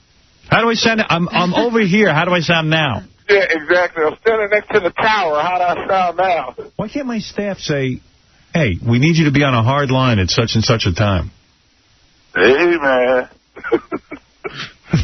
Six. Yeah, I'm talking to a guy who sneaks into the VMAs every year. And he's laughing at you. Yeah, and he's laughing at me. Man, let me tell you something. It was funny. It was very, very funny because, like I said, these guys, they were looking for me. So, you know, this time I had to kind of like... Hold on a second. Hold on a second, because I'm really irritated with my staff. I want to yell at them. Gary, can I ask you a question? Is there a way that our guys could line up to have people on a hard line? It is a radio show. Is there a way that someone can use their brain out there? Yeah, I don't think anybody knew that this wasn't a hard line, and when John called them, it sounded good. So we didn't know it was a cell phone. Well, from now on, make it part of the setup. Is there a number we can call you on a hard line? Okay. This has been going on for 20 years already with the cell phones. I have an idea. Just ask people. See, you're laughing at me. That's disturbing me, too. No, man. You gotta regulate, baby. Do you have a phone that we can call you back on in 2 seconds? Yeah, let me, Hold on. I'm going to have somebody arrange what they should have done yesterday. Hold on. Okay. This is silly. Hey, who wants to struggle hearing a guy? You don't want to miss anything Six has to say. Yeah, it's tough enough. Right. It's tough enough to be interested. He might say B.B. King for no reason, and we'll miss it. Wait, here's what he did. Man, how y'all gonna forget me, man? I told y'all, man, without B.B. King, rock and roll wouldn't be possible, man. And I already told y'all without, you know that, right? My name is Six, and we get ready to do this thing, baby. You dig what I'm saying? Meanwhile, check game, homeboy. Slide over to the left a little bit. This for the fans. Slide over to the little bit, nephew. Slide over to the left, nephew. You're doing too much. Yeah, later for that. Hey, this is for the fans. It is for the fans. What, were they dragging him away at that point? They finally figured it out. But what's funny about it is that he gets to do it every year. I know. They can't stop him. You back there, Six? Yes. See? Hear the difference? I don't. Are you sure this is a hard line? You sound worse. 6, is there a better phone we can call you back on? Is this a hard line? Yeah, this is a hard line. Are you sure that's not a wireless? Are you on a wireless phone? I'm on a, I'm going to give you another number, okay? Yeah, 6. Oh, hold on. You have a phone that actually has a wire attached to the phone? A hard-wired phone. A wire that goes into the phone and then a wire that goes into the wall. Yeah, hold on. Yeah, like, you should have a cord hanging from this phone. John, tell him you want a phone that is hard-wired. Is there a pay phone you can run to? Why don't you sneak into MTV and call us from there?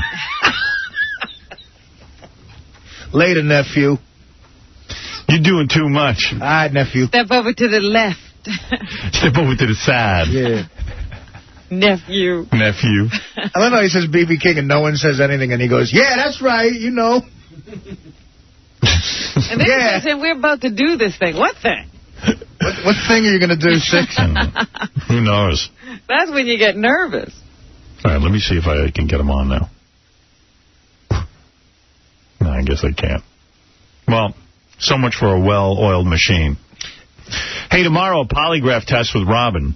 Why am I being polygraphed? Because... What crime have I committed? Because you were accused on the air of not liking Beth, my girlfriend, and we're going to ask you the question tomorrow, do you like Beth? And you said polygraph me, so we're doing it. No, I didn't say polygraph me. Oh. The guy said polygraph me. Oh, all right. And you said okay. I never said okay. Yes, you did. Oh, please. You nervous? Ridiculous. Well, you know, remember you took a polygraph test and failed, and you still swear to this day you didn't lie? Well, we'll see how you do. Maybe you'll pass. I'm sure I'll pass. I pass every time. But, you know, I just don't want any shenanigans. I don't know. No shenanigans. Hey, 6. Yeah, I'm right here. Now we can hear you. Okay. We're good, Howard? Yeah, now we're good, brother. Okay. All right. Let me understand something. MTV was looking for you. They know every year you sneak up on the stage and you get on live television. Exactly. Well, how did you pull it off this time? The same way, man. Like I said, Hollywood is the Matrix. I came in through the red carpet, but I came, like, inconspicuous. Like, I didn't wear a suit. I wore, they thought I was like a rocker. Yeah, so in other words, they think you're like a rap guy. No, they thought I was a rocker this time. They just thought I was like in a rock band. Yeah. And you walk in with a bunch of people, and do you do interviews on the red carpet? Exactly. Goodness. Right. Once they saw me doing interviews, it's like no question about who I am. And, like I said, I have a new DVD coming out called Jackass in the Hood. That's www.jackassinthehood.com. So is that you sneaking into all these events? Exactly. And not only that, they got me with one segment where I got a handcuff on and I'm trying to rent a car. Like just urban black dudes doing jackass stuff. All right, so when you were on the red carpet, what companies interviewed you? What broadcast outlets? Entertainment Tonight, Access Hollywood. I mean, just like a slew of them. And what do they ask you? Oh, they ask me, so how are you? And I already have one friend of mine in the paparazzi. And he's like, yeah, you're coming out with this new movie, Jackass in the Hood. How is it? And then once they hear that, other reporters eavesdrop on other reporters. So once they hear him ask me a question, then all of them ask me the same and question. Do you tell them your name is 6? Exactly. And they don't care. The 6 sounds like he's someone important. Yeah, they figure they just don't recognize him. Yeah. Exactly. And how do you get onto the red carpet? In other words, you must need some sort of credential. Yeah, you do. Like I said, the little people are my friends. So I'll get the limo. I'll get in the limo. Sometimes I'll leave from like the studio, where a lot of the people are. It'd be so many people, they don't know who with them, Right. And now since I've been like on your show and a few shows, my face is like, so they don't question me. It's like, oh, he's a celebrity, All right. So how do you get a seat inside the auditorium? Oh, of course. They got seat fillers, so you just tell the seat filler to get out. You have to keep moving. Everybody keeps moving. He's got it all down. So you walk over to the seat phone and say, get out of my seat. Exactly. Wow. And then they say, well, we're saving this seat for Madonna? No, because you'll know if they're saving it because they have Madonna's name on it. I see. So you then what made you go on right before Snoop Dogg? Why did you pick that moment in the show? Because in 2001, I did it for Video of the Year, and I wanted to do a second Video of the Year. So I got 2 Video of the Years, 1 Grammy, and I've never recorded an album. But you appeared to walk out from the side of the stage when I watched the tape. How do you get to the side of the stage like that? Well, I was on stage left, so I had to run across the stage. Mm-hmm. And as I'm running, I see Snoop Dogg. I mean, he's like so scared that it's not even funny. So it kind of really threw me off because I was supposed to, see Jackass in the Hood. How did you get to the side of the stage? Yeah, I mean, in other words, once you leave your seat and walk up onto the stage, I mean, someone must be checking you out. Oh, no, I was in the front row. I see. So you walked from the front row right up. So when they came back from commercial, you walked from the front row right up onto the stage. Exactly. I see. Yep. It was all simultaneously, Mm-hmm. And why is it always about B.B. King?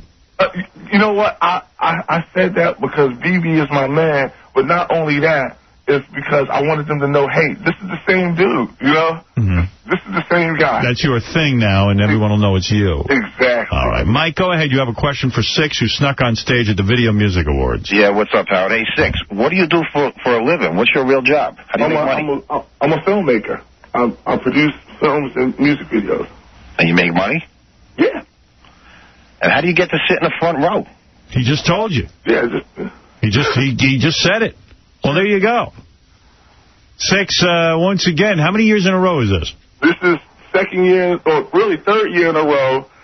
First year for Grammy. I just want to say, man, McMonagle, Perry, and McHugh, those are my lawyers. Those are guys that keep me out of jail. I love them in Philadelphia, man. So this is your acceptance speech. Exactly. And everybody got to go. Go to the website. You can either go to GrammyCrasher.com or JackassInTheHood.com. Order the DVD. It's funny as hell. Bill, you're on the air. Final question for Six. How's it going, Howard? Hey. Is this the Spade you were going to have on today? I thought you were having David Spade. Well, we are having David Spade on. Oh, man, wrong Spade. I'm sorry. I was holding for David Spade. All right, thank you. Yes, Gary. Your magic is real. I got a question for Six. So after they throw you out, don't they just throw you out on the street? Because he was telling us yesterday that after he got thrown out, he went and crashed a press conference that Drew Barrymore and Ben Stiller were doing. Exactly. What do you mean? You mean they threw you off the stage, and then backstage they interviewed Ben Stiller and Drew Barrymore? Yeah, well, they threw me out on the side of the stage, so they had like 4 entrances. So as they threw me out on the side, I run into Drew Barrymore and Ben Stiller, and I crashed their interview as well. But I don't understand. I told them that they need to give 10% of their check to the New York City firefighters and police officers. Wait, slow down. Don't they escort you? I would imagine at this point there's like 5 security guys on you who take you and throw you out of the building. Those guys know me. They were like, Six, you're crazy. Have a good one. Pretty much everybody in the staff was laughing. Because this is my thing, Howard, so they know me, But did they take you to the street, or did they just take you backstage? Oh, they just took me backstage, got me something to drink, and then they told me to exit. And then you crashed. And then you just walk right into Ben Stiller's press conference. Exactly. I literally, when they opened the door, I literally was in their interview. And what did you say there? Again, B.B. King? Yeah, no, I said, hey, what's going on? This is Six. I said, hey, Ben, you need to give 10% of your check to the New York City firefighters and police officers. And Drew Barrymore, you're making a couple hours these days, so you need to give 20% of your check to the New York City firefighters. And, like, all the police officers, firefighters over there, like, yeah. And what did she say? Was she willing to do this? Yeah, of course. Yeah. You're not going to say anything different with 100 police officers looking at you. Let me ask you this right now so that the people at the Video Music Awards can hear this. Will you again crash next year? Yes. You will? Yes. You will be up on stage and you will again talk about B.B. King. You got it. I am the ultimate all-time party crasher. I'm making America laugh. I made them laugh before we went to war. I made them laugh in a messed up economy. It's going down. Are you doing anything illegal? No. No. But is he going to do other events? Of course. Okay, what else do you have planned? What else will you crash? You know what my ultimate thing is? The Oscars. I see. Will we see you at the Oscars this year? You're going to see me, Howard. It's going down. Wow, look at you. It's going down, Howard. You know? Very good. Okay. It's going down. I host Last Call with Carson today, so that'll be out September 12th on NBC. I just know if I did this for a living, I wouldn't make a living. Jail. Yeah, I'd be in jail, and I'd never make any money doing it. Nah. Yeah. I don't understand how he's doing this, and not, like, you don't have any other full-time job. I produce music videos, so I'm on the road all the time. Whose music video do you produce? What band did you produce? Man, from all the way from, like, Eve to so many different hip-hop artists, man. You know, so it's... All the way from, like, Eve to so many. Yeah. I do a lot of independent artists as well. All right, listen, Six, good luck to you again. What's your website? It's www.jackassinthehood.com or GrammyCrasher.com. Pick the DVD up. It is out right now. What's weird about this, if you want to put any kind of spin on it, is that imagine if he was, like, violent or something. You know what I mean? Yeah. Like, it shows you anybody can get into these awards. Well, they do check you. I had to go through security. Yeah. Yep. Well, so they check you well. But security isn't working. That's what we're saying. Yeah, Six. but you're not even part of the show, and you're up on stage. I mean, any terrorist could get up there and could have, like, you know, done anything. Nah. The security is tight. It's just that I'm good. That's all. I just come in with an entourage. If I came in with you, they're not going to second-guess me. They might check me, but they're not going to second-guess me. Yeah, Steve, you're on the air. Yo, dude, this guy's a sham. He's faking the whole thing. What do you mean? When's the last time you got a paycheck, dude, and whose name was on it? Mine. I have my own business. Would you know about that? You give yourself $1 for selling weed? Huh? You gave yourself $1 for selling weed? What is weed? Dude, you're a freak. What is weed? You're a freak, dude. Oh, if that's the stuff you smoke, you should know. Yeah, I smoke it now, and I make more sense to you. I bet you do. All right. Well, there we go. Thank you so much, Six, and good luck with your getting into various places career. We'll see you at the Oscars. Yes, hey, I'm in a new movie with Ricky Schroeder. Really? Yep. It's called Black Cloud. It'll be out in January. What, are you an extra? No. I'll play a fast-talking Don King character. All right. Well, we'll look forward to that. Thanks, Six. Got it. All right. Later, Howard. Later. Monica Perry McHugh. Y'all guys, take it easy. That's Six. Six has got it going on, apparently. Evidently. I love how that last caller exposed Six as being a sham. With the weed. All right, we got to take a break. We'll be back. Insane Clown Posse stopping by. Also, Craig Kilborn stopping by. David Spade stopping by. It's a very, very busy show today. Tomorrow, a polygraph test with Robin, a hot Playboy model, and the guy who will come in and explain the DNA test results. Oh yeah. Okay. And Did you do it? I haven't. I'm going to do it tomorrow. Oh, okay. And as a matter of fact, I'm inspired to do it because Artie found out he's 25% American Indian. Has Artie applied to be a casino owner yet? He should, man. 25% is huge. I'm more interested in the income tax stuff. I was told that it doesn't matter what tribe you're from. You don't have to pay taxes if you're Native American. Really? By the way, you know, at first I thought, well, how can this be? But then when Artie explained to me that he has a grandfather that nobody knew. Right. I mean, nobody really does know a lot about the guy. And it turns out he's an American Indian. I mean, really? And you know what else I was told? That I get all the taxes I've paid back. Ooh. So who are you talking to? I haven't pursued anything yet. It was vacation. Artie took a whole Indian name now? Loses at horses? You know, people excited about that. Some rednecks called Dana an Indian lover. I thought that was ridiculous. Later this week, Harvey Pecor of the movie American Splendor. Yes. And coming soon. Pecor or Pecor? Pecor. I think it's Pecor. And one of the things I'm really excited about coming soon, rapper Mystical. Mystical? I keep bumping up against the wall. Keep bumping up against... What's Mystical doing here? I thought he was in jail. They let him out. Letting him out for this important interview. Yeah, him and Six are going to be here. I guess he's not in jail. You must have him confused with someone else. Well, that's possible. Yeah, Mr. Cap. This guy can rap. It's against the wall. Yeah, I know it's time to fall. Oh, my God. But until you see me, You ain't seen nothing. Bounce it back. Hey, don't mess up my song. Yeah, I know it's time to fall. All right. right, we'll be back right after these words.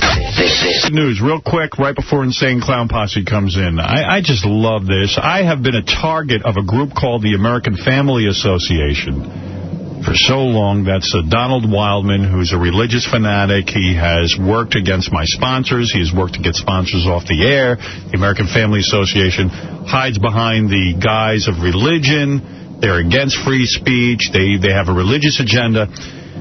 They go around printing false statements about me and send them to sponsors. They intimidate sponsors to keep them from advertising with me. Some of our sponsors fall for it. Some of them get intimidated, and some of them don't, and most of them don't.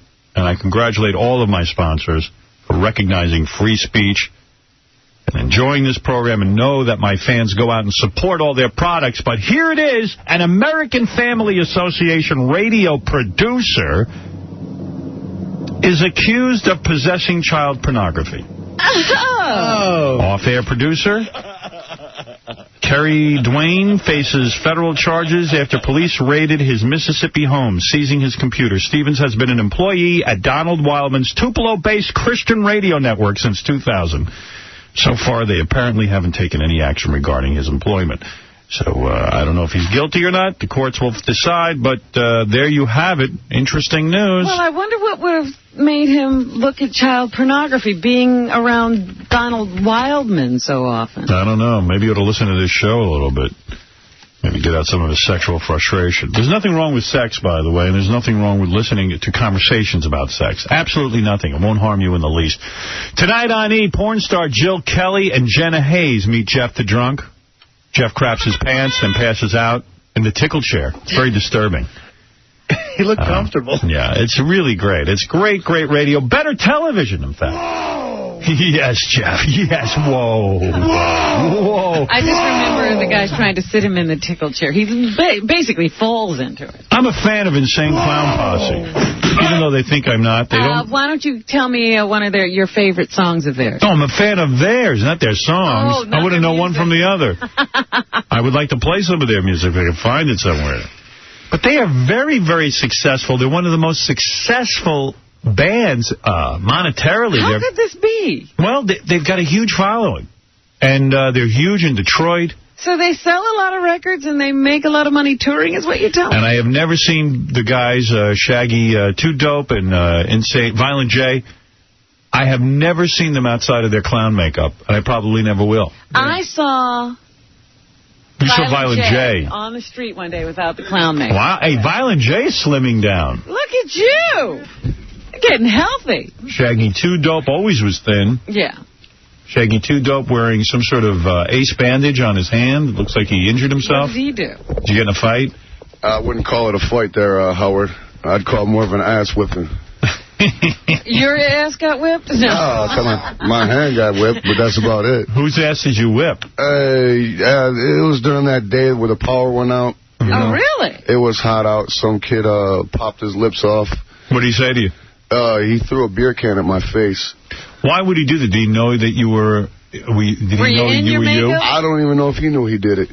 Oh, I see. It was an accident. No, he was just out of his mind. Drunk and high. And you beat him up?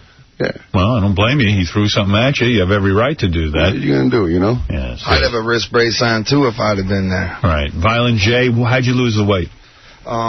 Man, it wasn't so much that I wanted to lose weight as much as I discovered, like, I like to run at night. You know what I mean? You've been running? Really? Look at you. In the makeup? Well, see, I don't know. Because that's got to be rough. Sleeping in bedroom windows and running and hopping fences. Right. No, but, yeah, man, you know, that's really what it was. It looks like Robin lost some weight, too. Yeah, 70 pounds. See, man. She likes to run at night also. What were you just talking about, some product? Let me talk to you, Trim Spa. That's what it is. Let me tell you something. Worldwide. People say to me, how is it that you think Insane Clown Posse is successful? I'm going to read you some statistics, okay, just so you understand who these two gentlemen are. That's right. Explain to us. ICP moves about $15,000 of merchandise a day, mostly through online sales, a pace that would mean nearly $6 million in annual revenues. So while you quietly, you're not as, let's say, visible as Puff Daddy with his clothing line and things, You're saying Insane Clown Posse materials. What are they selling? What kind of merchandise? Yeah, what are you selling? Name anything you can imagine. Name it. Anything you can imagine. We make it. See, we move through the underground. We don't just have a tunnel, but we have a whole world dug in the underground. But you don't get... There's an alternative to mainstream right now. They call us Harriet Tubman because we run with the underground. Right, just like Harriet Tubman, the famous black underground. Slave days. I'm smart, man. Yeah. Black Harriet Tubman? That's right. Was she moving merchandise? Absolutely. Moving it for us. Yeah. But let me say, you guys don't get respect. In fact, in your new book, of course, ICP Behind the Paint, available. It's a good book. Yeah. I mean, it's a good book. You even say, I think Howard Stern likes us, but I don't think he likes our music, doesn't know our music. You feel Robin doesn't even like you personally. What? That's right, you do write that. I do like you personally. No. It's ridiculous. It says here, and I'll read right from the book. The truth is, I don't think Howard Stern really takes ICP that seriously as a musical group. He has bands that he personally likes to listen to, like Marilyn Manson and others that he told us he likes. Unfortunately, just like pretty much the rest of America, he just looks at us as a novelty joke band. Hey, that's okay. He's still cool because he has us on the show 3 times a year. And he says, Robin Quivers hates ICP. No, I didn't say that. What are you talking about? I didn't say that. Damn. I said I don't think she likes us on the count that she claims she's seen me in front of Virgin Records paintless, and I ignored her and brushed her off to the side, and that never happened. Here we go. Remember the old school? And then usually, if we're getting dissed, out of anybody in this room, it's usually Robin. You know what I mean? Right. That's cool, though. But I'm saying that's what happens. But you guys are here to say you are big recording artists. You are a major force. You're selling $6 million a year just in merchandise, and your records are doing well. We just don't want to be like, we know we'll never be invited to give away an award at MTV. Why won't MTV get behind you guys still? You've proven yourself. Do you guys make videos? Yeah. We don't make that money. That's why we're not part of the corporate ball that makes like the industry money. Nobody at MTV has anything to do with our success. Nobody at radio except, you or us getting arrested, being on TV that way, you know what I'm saying? How do you explain? But aside of all the controversy, we don't have any hits. How do you explain that at least 40 or 60 people with full clown makeup were downstairs today, early in the morning, 4 o'clock in the morning, waiting for you, and Paul McCartney... This is how I explain it. I'll tell you exactly how I explain it. Because when you're at a red light and you're listening to a song that's on like a radio station and you're feeling it and feeling personal to it, and then all of a sudden a car pulls up next to you and some other kid's got the same song on because he's listening to the same station, and you're just like, you don't feel as close to that music. But if you're into ICP, you got to look for it to find it. It's yours. You own it. And no radio station knows what has you're listening to. Nobody's familiar with any of our songs. There is nobody that's like, I like some of ICP stuff, but the rest sucks. Because we don't have one hit. Nobody's waiting for people buy your albums and listen to the entire album. Right. Chances are you're not going to be in your car listening to ICP and somebody's not going to pull up next to you bumping that same song. Were you offended by the fact that Insane Clown Posse, your band, was voted the worst band ever by Blender Magazine? Come on, that's got to hurt. Yeah, man. We love that. At least they put you down below Celine Dion. Right. Like Kenny G. I don't give a rat's ass about Kenny G, but isn't that an insult? Imagine if we'd have been number 19 or 27. Yeah, just that would have really sucked. But wait we're a second. number 1 or something, You must have been offended by that. We were number 1. That means we're the most different, outrageous. Wait, I read a statement by you that said, how could Blender Magazine call us the worst band ever? When they said our last album, they gave it 3 stars. Yeah, that's true. So you had to be offended by that. They're not being fair, are they? It's just whoever writes the article, If you look at the article, though, they got, Nelson on there. And when, you look back at Nelson and see those 2 rock and roll wolves with the long bleach hair, that was funny. Right. You know what I'm saying? But are you in the same category? No, because we're here for good, and we've proven that. It's been 10 years now. If you had the guy from Blender Magazine on the phone right now, what would you say to him? Man, I got to be honest with you. I'm not going to front. We've been claiming to be the world's most hated band for 3 years. Rob. Yeah. Rob Tannenbaum is the senior editor of Blender Magazine. What's up, homie? Hey, how you guys doing? They're not saying They're saying you're the worst band musically in the history of music. Well, the whole thing is... That's what they're saying. Well, here goes the thing. This Rob guy on the phone right now, he's probably a flop musician that was in a band that didn't make it. Rob, so is that true, what Shaggy 2 Dope says? Well, the selection of them as as Blender Magazine's worst band ever really was a collective decision, so it's got nothing to do with my musical accomplishments or lack of. In other words, he sucked. Right? You did a flop band. So in other words, is Shaggy 2 Dope correct? Were you in a band? Yes, I was. Yes. All music critics always were in a band. And what's his name, Rob? Rob is looking at us sitting on a Howard Stern show in clown paint. You know what I'm saying? What band were you? With one hit, and he can't stand it. He can't stand it. Are you jealous in a way, Rob? Seriously, now that's a good point the band is making. Those guys... There's only one thing that I'm jealous of, and that's their money. But in all seriousness, they get to go up on stage and perform. They have girls. They do all the stuff you dreamt of doing. What we want to do. We rock shows. We rock shows. Rob, was it your dream at one point to rock shows? No. What was your dream? What was your band? My band was called White Courtesy Telephone, and the only reason that I was ever in a band was to write about the experience. Wait, you were in WCT? Exactly. I didn't know that. World famous. Much respect. So, Rob, what about that? I applaud the list because you put the Doors on there. I think the Doors are horrible, and I get more mail about that every time I say it. But they have their followers. The Doors are crushingly overrated, and in fact, they ruined rock and roll for years and years. Well, the thing is, they're legendary, though. You know what I'm saying? So it's like we feel honored being the number one hated, especially number one. We're worse than the Doors. Yeah, Mick Jagger's solo album. Time anyone mentioned Insane Clown Posse in the same breath as the Doors and Mick Jagger.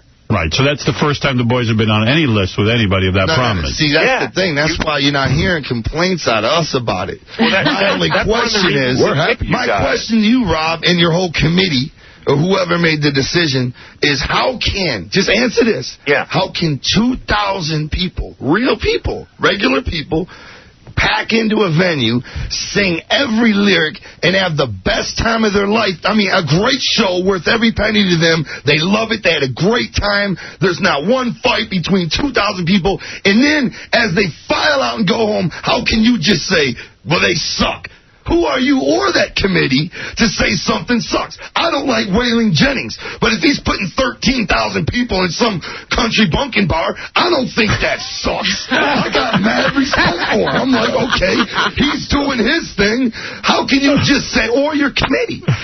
And who are you talking about? According to what? Cool people? According to radio and MTV statistics? We never wanted to be part of that. How do we suck? How can that be when all of these people are having such a good time and we're doing such a good thing, but we suck apparently?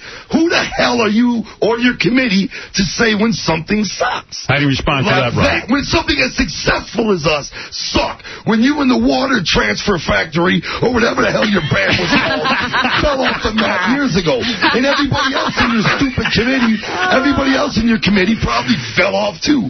They were all part of Pigface and all these other stupid no-name bands that fell off. How can you possibly say we suck when we're as successful? In other words, we're making somebody happy. How do you respond to that, Rob? I have a bad feeling that this is going to ruin my group's chances of opening for Insane Clown Posse. I think we just blew it. Only thing you can open is your butt cheek so I can kick you in the ass, brother.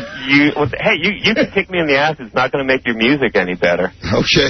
Check this out. If we're the worst... What were the criteria, Rob, to pick ICP as the worst band? In other words... Howard, hold on a second, because I want to answer that question. You said that there are 2,000 people who come to Insane Clown Posse shows? Yeah. Well, you could also find 2,000 people who drink their own urine and like it, but that doesn't mean I want to try it out. All right. Yeah, but it's our music. But they are attracting people, not drinking urine. What the hell kind of point was that? I don't know what kind of shows he goes to. They're not paying $4 to drink their own urine. It's our music they're coming to hear. Rob's going to pee conventions or something. I challenge Rob to find 2,000 people, by the way, who like to drink their own urine. In one room. Yeah. Maybe 5. Artie's obviously never been on the internet. You're right. What is it, Baba Not Boohai? at Kenny porn sites like you, brother. What are you talking about? What is the point? You know what? I wanted to ask Rob, because I thought the biggest insult on the list, aside from saying they're the worst band, was how do you say that Air Supply is a better band than ICP? Really? Well, he's willing to say it. But what is the criteria? All musical taste is subjective, and the thing is this: there are people on that list. There are people on Blender's list of the 50 worst bands that Insane Clown Posse agrees with. Everybody thinks that there are some people who should be on the list and some people who shouldn't have been on the list. Hey, I thank you guys for putting us... Clown Posse are on the list. Well, come on. I mean, it's still a big insult, and the boys are putting a good spin on it, but the fact of the matter is, what is the criteria for them being the worst band in the history of music? It wasn't an easy decision, Howard. I'm not going to pretend like it was. Right. Who were they up against? It was David Hasselhoff on the list. Well, David Hasselhoff rocks, man. We a lot better than we do, obviously. You should see the mosh pit at the shows, man. It's off the hook. Howard, we could have filled the list with easy choices and, shot ducks in a barrel. But it's too easy to just put in 50 soft rock bands or 50 mellow singers. We didn't put Olivia Newton-John. All right, so maybe they're not... Why are they the worst? So maybe they're not the worst. Target, maybe they're not the worst. Maybe it's sort of... Why wasn't the Tunnel Water people on the list? Obviously, you guys suck worse than we do. Why weren't you guys on the damn list? You never sold a record in your life. I argued to put my own band on the list. I'm sure you did. It makes you feel better. Vanilla Ice beat you guys out. He's better than you. Check this out. You know what I feel about that list, and I honestly believe it. I would have really been hurt had we not been number one. But you guys are flattered, right? Well, they say that, but I don't think they are. They would like to be honored for their music. We've been They don't want to be on the list at all unless they're number one. We've been saying we're the most hated band. That only tells me we're the most outrageous, different, unique thing there is. All right, okay. the most player hated. We're the most unusual to the mainstream, to the public. We're the most outrageous thing. When you read the little thing what they wrote about us, we're trying to get some whatever they said. Rob, thank you for joining us. He's the senior editor of Blender Magazine, Rob Tannenbaum, and thank you for explaining the list. All right, thanks, Howard. All right, there you go, Rob Tannenbaum. Eric, you're on the air with ICP. And St. Clown Posse's book, ICP Behind the Paint, is available at FYE stores nationwide. What kind of revelations do we have? You know what? I just can say this. I hope we suck this bad for another 10 years. Yeah, right. You want to keep going. I hope to God we can continue You want to suck just like this. Just like this and do it again for another 10 years. That'll be the bomb. Yeah, go ahead. You're on the air. Jason, you want to say something? Now's your chance. Well, I guess Jason fell asleep. Yeah, let's go to Larissa. Yes, Larissa. Hi. Hello? Yes. Hello. Hey. I just want to show some clown love. You guys never get any love on here. Man, you know what, though? It seems like more and more we are. Yeah, it seems like people are liking them. Yes. YZ, go ahead. Oh, Howard, it's YG12. I was on the Wigger show. Yes. You remember me? No. No. Okay, against the Axis a while back. I just want to say I'm a fan of ICP. Well, there you go. You guys mad love, and you have no idea what these guys got musically unless you see them live. I've seen them at Woodstock one time. I heard them do F the World, and it changed my whole entire mind. I went to see him at Birch Hill in Jersey, playing with Mars like 2 years ago. Yeah. Well, there you go. One of the best damn shows I've ever seen in my life. See, there you go. In fact, I was impressed by the amount of fans that were outside the studio today. Tell me some of the things specifically that I can buy on your website. Like, if I'm a huge ICP fan, what can I get? Jerseys, lunchboxes, movies, action figures, comic books. We got a movie. Okay, we also run our own wrestling promotion. We put DVDs out, about 3 a year. So $6 million a year in just merchandise. But it's more than that. You guys are a millionaires. whole record company. We got groups on tour right now that are out touring right now and filling houses. That we're starting careers off. We're showing a whole way. So you laugh at all of this without the regular, going through the regular channel. You'll still be successful, man. It might not be looked at and respected by everybody at first. That's because it's new. But that's why they won't play our video. That's why they won't talk about us, because they have nothing to do with this. They're talking about MTV. Right. That Rob guy should come down here and talk to those kids down in the lobby. You know what I'm saying? Tell them we suck. Right. You know what I mean? It's good to them, so how could what are they, just wrong people? Yes, Mike, go ahead. What is he saying? Howard, what's up, my hook-nosed Jew bastard? Listen, thank you. The only thing that sucks about these guys is their attitude and the fact that they hide behind their makeup. Will you ever take off the makeup? Will you ever come out? Who are you two guys? Who are you guys? How do I even know it's the same two guys? Let me just say this about our Smothers Brothers. I'm Adam Sandler. I promised paint and I turned into Shaggy. Will you ever come out from, like Kiss, had the makeup for years and then took it off? You know, I don't know. We ain't got no plans. There's super photos of us without makeup in that book. All over the internet. Oh, yeah? There is. Yeah. So I would buy the book just to see that. I want to see what the hell you guys look like. I mean, we used to like never take pictures with people or nothing without makeup on. Right. I would just like whatever. Because you know people got you got to live your life. Watch. People got pictures in their necklace, cameras. You know, it's just pointless trying to. Got you walking out of Wendy's just like look. So you try to hide your face because it would be fun to always be anonymous, but now people, because they have so many cameras, they do discover you and they take you. Yeah, it's become a thing. What are they like at home? I mean, what's the private life like? Any girls at this point, like a steady girlfriend? Hey, I'm a single man, and I see when I used to come on the show, I was fronting. I had a woman at home. Oh, is that right? See, I wasn't faithful, but I had a woman at home that was... Did you get a divorce? No, I never was married or nothing. Right. But I happen to be a single man. I might be able to meet some bitch in Hollywood and take her home now. You know what I mean? I can do anything. And what about you, Shaggy? I got a fiance. Oh, is that right? I'm a family man. Really? That's right. When did this happen? I don't know. Where did you take her to propose? I mean, this is very romantic. How did that come Just right in the living room at the house. Without the makeup on or with it? No, I make sure I put it on first. I run up in my bathroom and put it on. She must be a hot chick. I mean, you can get any girl you want being a super famous rock star. She looks good, man. Yeah, right. And did you knock her up? Is that the problem? No, she's cool. Yeah. When did you meet her? I mean, before all the success or... a couple years ago. Yeah? He had to be successful first. He wasn't going to be I could get a girl that caliber being a scrub. Exactly. Just to say what that dude said that called, just so you know. Here's the new book. Let me see what you look like. Right. God damn, I would have recognized you, too. I was shocked that I recognized Violent J without his makeup. But that is. And I sure as hell wouldn't recognize Shaggy, too, though. Really? No. You must have been really shocked, because that wasn't me. Let me see some of these people been waiting all morning for you. Listen, I just got to say this. The reason why people think we got a bad attitude is because simply, man, we're the people's people. Like, we're not Hollywood. Like when I came on last time, I told you about when Pam Anderson asked me out. No, I never hit it. I never went out with her. But I'm a regular dude, man. I'm a dude from Detroit. Come on. If you're making $6 million a year, you're hardly regular. Oh, but we are, though. That's what makes us fresh. We're not on TV. You're not living in a trailer. And you'd be surprised how quick we run through that money. Is that right? Stupid stuff, yeah. All right, well, that's good to hear. All right, let's... Makeup's free, Howard? By the way, this girl's pretty attractive. I didn't expect you guys had attractive fans like this. I'd hit it. Oh, look at that. Damn right you'd hit that. What's your name, honey? My name's Jody. Jody, you're a big ICP fan, huh? Yes. You go to all the shows? Lately, yes. You got a nice body, nice face. How old a woman are you? Thank you. I'm 28. 28 years old. And who turned you on to Would you notice her without her makeup on? Oh, yeah, I sure would. You got a nice kick-ass body, I'll tell you that. Thank you. Now, would you bang ICP if they asked? Oh, my gosh. Her man's standing right there. Oh, is that her man? Is that your man? I don't want to go downstairs and get Don't ask her that, because we got a limo outside, and I'll call her out on it as soon as we're off. Like, that's a good-looking girl. I think the guy would bang. Do you mind if Insane Clown Posse had sex with your girlfriend? No, not at all, dude. Really? Right. I mean, you know, See, we're that's brothers. rock star. We're family. Your family. Family. You consider yourself part of Dude, the gathering they gave us was the bomb. What that was mine. The gathering is a once-a-year convention of all the juggalos around the world. How many people show up to something? How many people show up to that? I think it was like, It's like 5,000 this year, right? Yeah, they like restricted it. The city restricted it, but next year we're getting like up to like 8,000. It was in a campground 3 days. Well, there you go, Rob. Now, let me ask you something. Did you guys meet at one of these gatherings? No. No, we've been together about 11 years. Oh, okay. Are you the only chick at the gathering? I mean, I figured you'd probably get like gang banged by 5,000 guys.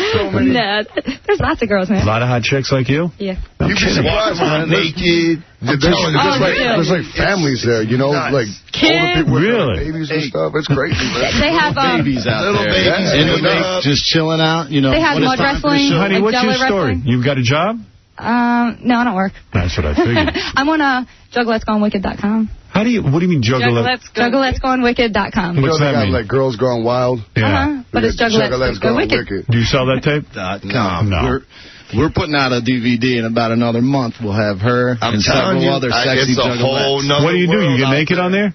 Yeah. Oh, damn. Fago I want to shower. see. No kidding. Naked Fago showers. I'll send you a copy if you give me your address, buddy. You Do know all the the girls address. have on clown makeup in the... Yes. I see. See, you got to understand something, man. Like what we do, it's kind of like, I don't want to compare it to Christian rock, but, like, I don't know nothing about that whole world. You know what I'm saying? Right. Yeah. You got to be into that world to understand what it's about, you know? Right. It's the same thing with our world. It's But like the dark side. Exactly. You know what I'm saying? It's the exact opposite of Christian rock. So, you know honey, what I'm saying? are you But- doing porno? No. No. It's just you get on there and what do? You flash? It's mostly just still pictures. And there is some video of, like, Fago showers, girls pouring Fago on themselves. Is that- is- Fago? Fago is soda that they made very popular. Is that what you do for a living, though? You just... No, I don't get paid for that. How do you make any money? I'm a trash man. Oh, you supporting her? Yeah. Nice. Sharing the wealth. Sugar daddy. Nice. Sugar daddy. I didn't know that. She takes care of me, is how. You're damn right she does. Hey, can I give a shout out to the juggalos and juggalettes stuck downstairs that couldn't make it up? All right, brother. Go ahead real quick. Shout out to them, bro. Yeah. All right. Well, listen, Insane Clown Posse is here for a reason. The new book, ICP Behind the Pain, is available at FYE stores nationwide. And ICP's Wicked Wonka Tour kicks off September 17th in Cleveland. Yeah. For more information, go to insaneclownposse.com. And that's with Bone Thugs and Harmony. That's with Cottonmouth Kings. Yeah. Wow. Oh, That's with whoa. Tech Nine. Wait a second. We're getting flashed. Yeah, honey, show us those boobs, will you? Give us a break. Wow. Whoa. Well, let's see those juggalos. Nice. Man. Yeah. These guys are rock stars. And buddy, you guys big fans too, huh? Absolutely, Howard. Yeah. How do you? What do you guys do for a living? Excuse me? What do you do for a living? Home Depot. You work at Home Depot? Yeah. Oh, no wonder I can't get They don't bust my it. balls either. They know I'm down. They do? Yeah. They don't bust your ass about the tattoos? Nah, luckily. They don't give me any grief. Yeah. Look at that, man. That see right there, man. That right there. Man. What? What did you just say? Look at all them tattoos, man. You know what I'm saying? How can you react to that? That just puts me in shock. Yeah, Rob. Hey, we knew what you were saying. I'm a stay-at-home dad. What do you want to say there, brother? I'd just like to say, Howard, that I'm a stay-at-home father, and if I could give a quick shout-out to my 3-week-old daughter, Mackenzie Sierra Savage. I love you, baby. And you're holding up the Insane Clown Posse book. Sir. What does his wife do to support him? Absolutely. Go What get is- it. It's great. You stay at home and raise the kids. What's your wife doing? Yeah, she's in college right now, full-time, and works full-time. I love you, too, You know Amanda. what, though? All of these juggalos, in a couple of years, they're going to be the ones running the country. They're going to be the ones programming the radio, the Everyday TV, scrubs. and you're going to see us rolling around legendary. There's the plan. Insane Clown Posse. Always good to get the update from you guys. I can see you're thriving. Thank you again, man. And thank you to the ICP fans. We'll be back right after these words. All right, baby. And thanks for flashing us those jugs. Very nice. Yeah. We'll be back right after that. People often wonder. Hey, you know, I knew your girlfriend was looking so hot. Well, you kept telling him how good she looked. Why didn't he just settle down with her? She was looking so good because she lost a lot of weight at one point. Yeah. Is she still thin like that? What is she, like doing aerobics or something? Yeah, she works out. Missing that, huh? Rubbing your hands over her smooth thighs, her flatness of her belly, her long hair. Does she have long hair? Yeah. What color? Totally. What color, Gary? You really loved her, didn't you? Did you love her? Tell me the truth. Did you love your girlfriend? Yes. You did? Yes. Did you know it at the time? You didn't know it at first, right? Is that what happened? Right. See, that's what happens to a lot of guys. You didn't, and then you broke up because you figured, hey, I can get a lot of other girls. I'm a young guy still. When you broke up, you were miserable. You got back together with her. And then she broke up. She dumped you. Oh, that's great. I bet that new boyfriend of hers is just pumping the weight off of her. Pumping it out in sacks. Who's making love to your old lady? Who's making love to Gary's old lady? Hey, somebody sent us a tape of the Zookeeper's new commercial.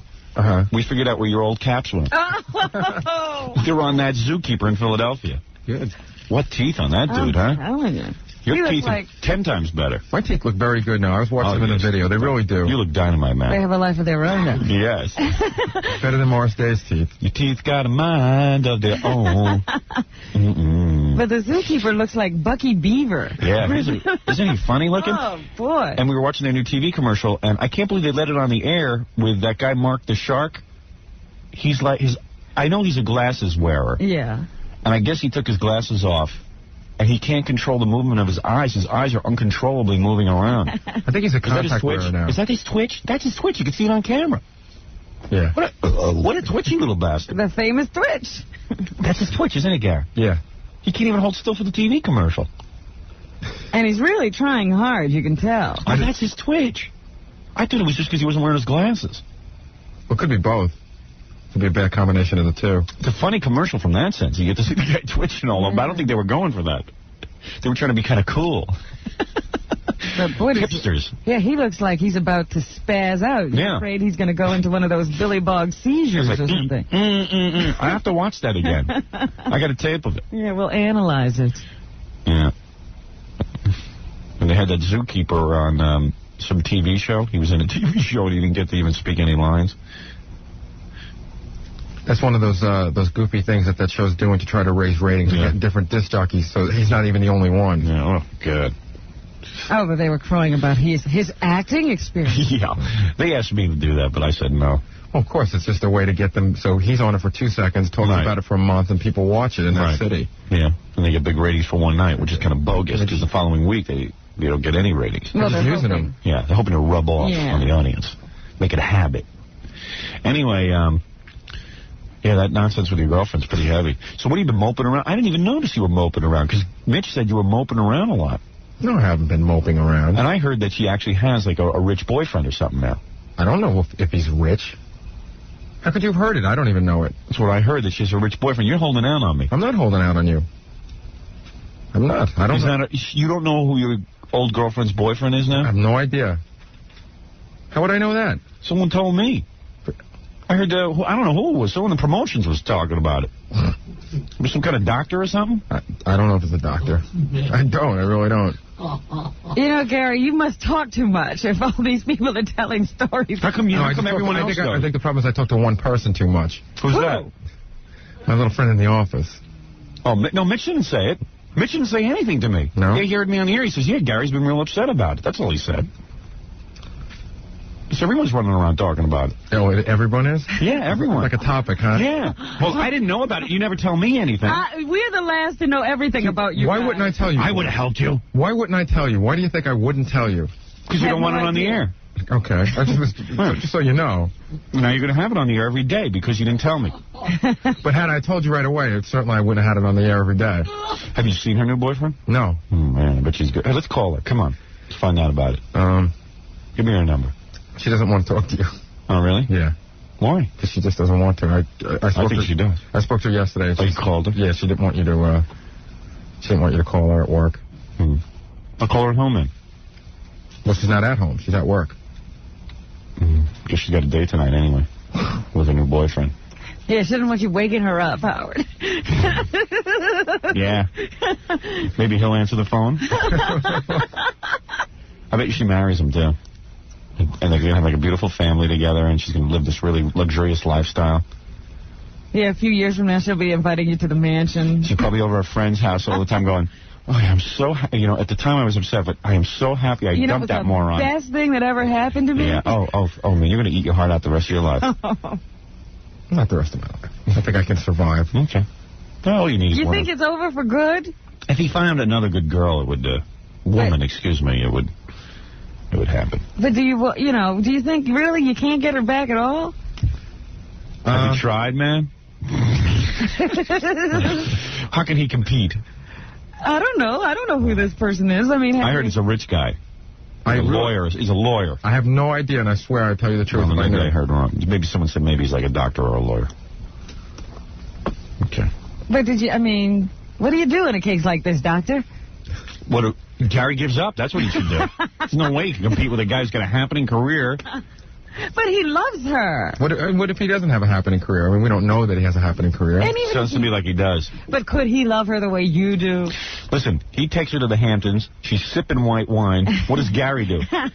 She'll be posing with him at Myrtle Motors with a K-Rock van. I mean, you know, you tell me which is better. There's something to be said for that. Come on, surely. I could take you to that big concert at the Garden. We got $50 seats. Oh, really? Where are those? In the back. I asked her. She said no. What, you invited her to the concert? Oh, man, you're really in bad and she said no? Standing. She doesn't even want to go to that concert with you? She doesn't want to lose her new boyfriend. Right. Is that what she said? Yeah. Oh, man. Hey, tell me about this. I could probably help you. No. What do you mean? You called her up, you asked her out on a date, and she said no? Well, I actually didn't have a ticket to the concert, so I was just curious around. Yeah. And she said no anyway, but I didn't have a ticket anyway. And she just said no. She's not in love with you anymore, man. Right. Oh, man. So what'd you do? Like, what I do? Did you cry? No, I didn't cry. All right. You haven't cried at all? No, I haven't cried at all, Robin. Oh, it's dear. upsetting. I'm very upset, yes. You're such a loser, man. You are such a loser. This is typical you. You had something good and you lost it. You're a loser. Stop it, Howard. It's your fault. It's your own fault, man. You tossed her away like your old caps. You know what, man? Those new teeth are bad luck. Yeah, you should give them away. Those are unlucky teeth, man. Ever since you got those new teeth, you've had a bad stroke of luck. I know. Get them yanked out. Get a camera crew. I need a new videotape. How about loser, smelly bastard dial-a-date and put Gary on it? Sure, why not? We'll get him hooked up just like we did Fred. No wonder you've been moping around asking for dial-a-date. You've been trying to hint to me that something's going on. I didn't even read the signals. I can't believe you're so sensitive about it, Gary. Gary's in here yelling at me. Big deal, your girlfriend broke up with you. Why are you making such a federal case? No, it's not a big deal about that or anything. Because I'm laughing at you? Yeah, because you've been hounding me all morning. I really haven't. You have been. Every time I walk in, you hound me about it, and you've been making fun of my haircut, my caps. I haven't had anything good to eat in a couple of weeks. I haven't had a drink. I haven't had a cigarette in 2.5 months. I'm a little on edge. You came in here, I almost had to fire him. He's yelling at me. Just because I'm making fun of him and his girlfriend. I found out who his girlfriend's dating. Oh, yeah? You did? Soupy Sales. Just kidding. No, but it's Andy, our old intern. Just a little on edge. Boss, I apologize if I snapped at you. I'm just a little on edge. Just do whatever you have to do, Gary. The thing is, you're giving your boss the bird. It's the weekend, huh? Never would flip you the bird, boss. Take it out on him. He didn't dump you. Yeah, I didn't call you skunk breath. At least I stuck with you, man. Not like your girlfriend who throws you over. Fickle woman. Yep. I don't blame her, man. If I could have a doctor as opposed to you. Oh. Well, and he really blew up at me. He was like, hey, man, can't you get off my case about this already? It's not funny. But he's in here doing Jennifer Levin panty jokes. Well, that's funny. Oh, man. I said, that's not funny. What's funny is you and your girlfriend. That was a funny joke. You laughed very hard yesterday. Both of you laughed hard yesterday. I can't believe you can make a joke about Jennifer. No, Gary, did you hear the Jennifer Levin joke? I go, okay, so what is it? It wasn't even a good one, though. Yeah, we were humoring you. It was like, he goes, well, what was the last thing Jennifer Levin said? These panties are killing me is the answer. So I said, that's not even funny. I said, but what is funny is your girlfriend dumping you. And he goes, hey, would you get off my case? You've been hassling me. No, it's just you've been hassling me about everything. I don't like what? I feel like my hair. And I hate your attitude, man. Yesterday when I was in a fight with Sharon in my office. Right. You're fighting with Sharon? You stuck up for Sharon, man. I did not. You don't even stick up for me in fights afterwards. I didn't stick up for Sharon. I didn't stick up for anyone. I just wanted to make sure that you were clear on both sides. That's all. Nah, I never stuck up for anyone. I don't like how you do that. And then you give this little smirk like I'm paranoid or something. What are you fighting with Sharon? He's not on my team. Gary's. I wasn't really fighting about anything, but when I fight, he should always just take my side, I feel. Gary likes to be a diplomat. Yeah, and it's really annoying. It's getting real annoying because on everything you disagree with me. Well, not like I hate you. I just think that, that... You think I'm paranoid. Everybody should be given a fair chance at everything, that's all. Yeah, but you don't know the whole story. Okay, then I'll just butt out. Yeah, next time, butt out. Yeah, that's you a asked good me. idea. When I ask you, just stick up for me. Don't. In other words, when I ask you, just say what you want to hear. Right. Okay, I know that from now on. I'm not looking for you to be a no man. I'm looking for you a yes man. Just because your old girlfriend, man, is probably squeezing some guy right now into some kind of love ecstasy. Probably does things for him she never did for you. Yeah. Oh, sure, I'll do that.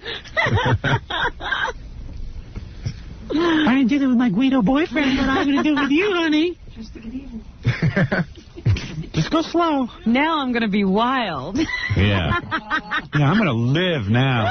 Now they got a real man. Hey, I'm kidding with you, man. I know. It's only a joke, Gary. Do you like me anymore? No, I mean, aside from this stuff, do you like me anymore? I haven't been sure. I don't know that I ever liked you. Like when I hired you, I didn't even like you. That's true. I just had a feeling that maybe you'd be okay temporarily. I didn't know you'd be like an albatross around my neck. Do I like you? No, I don't like you. Okay, I just wanted to make sure, that's all. I don't like you. Stop it. You don't stick up for me. You like him. I do, but he always burns me, man. I don't work hard for you? Above and beyond the Call of Duty? I think you work harder.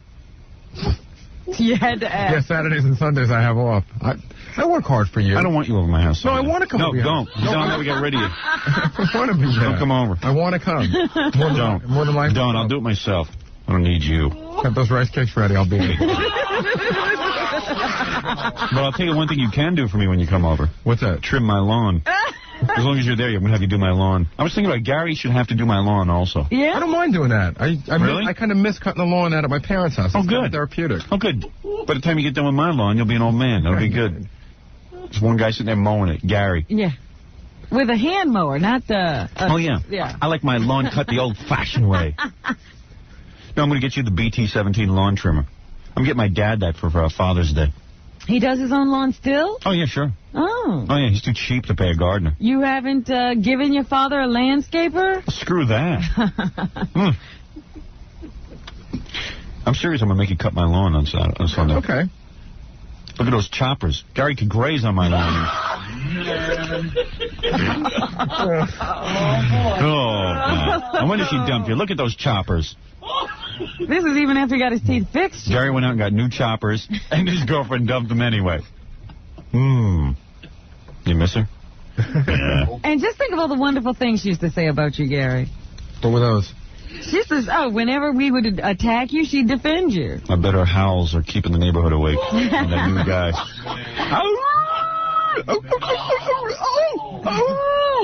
Now she's throwing that support some other way. Yeah. Guess she's sticking up for some other man. She was so loyal to him, man. Yeah. She was a good little sweetie. I don't know why you didn't keep her. And she looked fine. I saw her in a bathing suit by my pool. She looked really nice. She was in your pool? Yeah, you brought her, remember? She looked really nice in a bathing suit.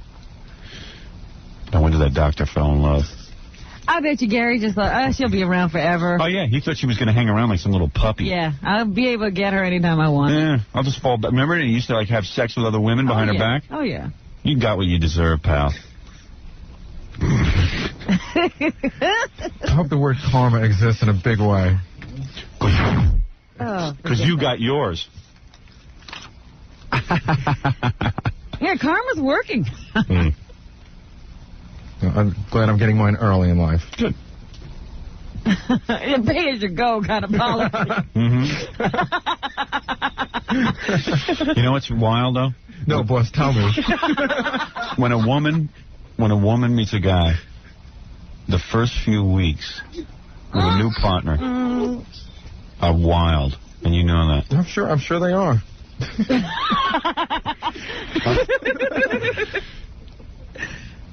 I wonder if there's footprints on every wall of her apartment.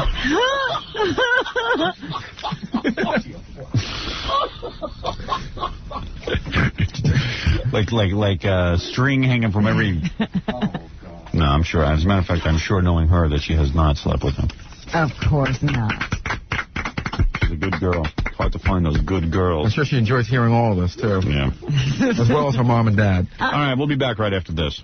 Gary and I had a little fight on Friday. You had a fight? Gary wouldn't embrace me. What are you talking about? Hey, Gary wouldn't embrace me. I said to him, I'm not going away mad. You can embrace me. He goes, no, you made me really angry. I'm not embracing you. You said you weren't going away angry. Yeah, I said, listen, let's not fight anymore. Give me an embrace. He was like, no.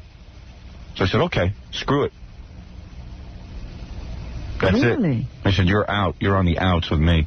What were you fighting about? Then I mentioned that he lost his girlfriend. It was a really stupid move. And then I tried to make him feel better. I said, I'll tell you, she wasn't good enough for you. You know what Gary told me about Jill Rappaport? What? That she didn't date that guy from... That was just a made-up date? They really didn't have a relationship? They had one date. She had never seen him before, and then when she saw him, she only wanted to be his friend. Oh, so she's okay. Yeah, maybe I would do it to her. Gary, you're on the outs with me, pal. So I hear. Yep. You're a dick. Why? You're a dick. Because you're acting like a baby about your girlfriend. No, I was fine. You followed me around and taunted me the whole day. It was funny. When we were off the air. It's not funny off the air. It is funny off the air. Well, actually, I got to tell you, I listened to the tapes of it, and as annoying as you were and as heartless as you were, it was pretty funny. Yeah. But then there was no reason to, like, follow me around and taunt me off the air. What did I say to you off the air? Oh, what did you say to me off the air? Jackie, Fred, guys, what? for once. I asked you, what did I say to you off the air? You just kept all the same stuff you said to me on the air about what a jerk I was and how I deserved it, what an idiot I am, and then you kept walking by. Tell me that you didn't walk by me at one point and go... So what? Big deal. Stop being a baby. You know what I can't stand? I can't stand that you're a baby over a woman. Well, then don't stand it. You're like, you know, you remind me of like Phil Collins or something. I'm sorry. Oh, you would be so macho. No, not macho, but I mean, it's just annoying when a guy mopes over a woman. It's just. You should do it at home, is what you're saying? Especially a woman that he spit on. Spit on her? You did. You treated her like mud. I didn't physically spit on her. Cheated on her behind her back. That's not true. You don't know that. Talk about stuff you don't know about. I think I do. I think I know something about it. I think we're rekindling the fight here. That's what I'm working into. I'm not done with this. No, I mean, I'm taking it a lot lighter today, but you really were pretty cruel to me, I thought. I didn't think so at all. I thought it was fun. Are you mad at me because I wouldn't hug you when you left? Yeah, that's right. You embrace me when I tell you to. You just do whatever I tell you to do. Or he'll dump you like one of your girlfriends. Yeah, or else you'll be my Nancy. But you never moped over a girl? Sure, but... I mean, we're still calling your old girlfriends now. Yeah, really. But you want to know something? That was when I was nobody. He's now, how old are you, 25? 27. Boy. You're 27 years old, and he can pretty much get girls off this show. Like, girls are a dime a dozen. Yeah. If I was in his position, I wouldn't be moping over anyone. I'd just pick up the phone and date. But you see, Gary has discovered the emptiness of those kinds of relationships. Yeah, Bull. The second he got saddled with her again, he'd want to go cheat on her again. You don't even know yourself. That's what makes me sick about you. Well, luckily I have you, because you know me. Yeah, I do know you. If she came back to you tomorrow, you know why he feels bad? Why? Because now she's set for life. She hooked up with a doctor. That's the only reason he's upset, because she got somebody better? Is that it? Do you know a guy came up to me at my appearance on Saturday, and you know what he said to me? What? He goes, I feel a lot better. He goes, because if you can't get any sex off that show, I don't feel bad anymore. Yeah. Well, you can. Yeah, he has, believe me. Yeah. Well, I have done in the past, sure, when we were at NBC and stuff. And you're willing to do it again, I'm sure. Listen, let me tell you something. And don't tell me you didn't cheat on your girlfriend. You did. What happened in Los Angeles? Oh, I wasn't going out with her then. Oh. I knew her like a week. That's cheating. And plus, I never said anything happened between me and that girl. Okay. You just insinuated it for 3 years. I know it did. You told me you did. No? Oh, please, Gary. All I'm saying is that the guy loses his girlfriend to a doctor, and you're never getting her back, by the way. Because you forget it. There's no way you can compete with a doctor. She's set now. She'll probably marry him. And you blew it because she was ready to marry you. She was ready to stay with you if you just gave her the word. You screwed up. But I'm saying you didn't screw up that bad. You're going to get another one. You're going to get a better girlfriend. Yeah, then you're in the office going, that's not so bad. She was nothing. She was garbage. You'll do better. That's what I said. I was trying to make you feel better. Oh, and you made me feel so... And then he got mad at me more because I said that. Yeah, because he's in love with the girl, now you're calling her garbage. I don't really think she is garbage. I just trying to make him feel better. You knew you were upsetting me, and it just... I couldn't believe that I was really upsetting you, to be honest. It just fueled you to drive me crazier and crazier. The crazier you got me, the happier you became, the more you did it. Yeah. And I couldn't believe it. I thought you were just kidding, because I can't believe anyone would be upset like that. I can't believe it. Be strong. Be a man. You've never gotten upset. Be a man. Gary, I used to get upset about girls when I was nobody. Now you got a little bit of fame. You could be able to parlay that into getting a woman. You're making 50 G's a year. You should be able to get a woman. I'm not making 50 G's a year. I was crying over women when I was in high school. I had nothing going for me. I had this face. I didn't have a radio show. You'd be crying over any woman who'd sleep with you, too, if you had this face and you couldn't get women. If I got a woman, it was a real prize. I had to work for it. And then they dumped me. Oh, here we go. Well, then you got something to be depressed about. If I was in your situation now, I wouldn't be depressed. And they didn't even have other guys when they did. No, they just dumped me. They didn't have anybody to go to. Anything I felt, okay? So, okay, I've had my share of hurt. I've been burned by women a lot, but I built a wall up around myself. Yeah, you got married. Exactly. Wow. So there you go. I'm impenetrable now. So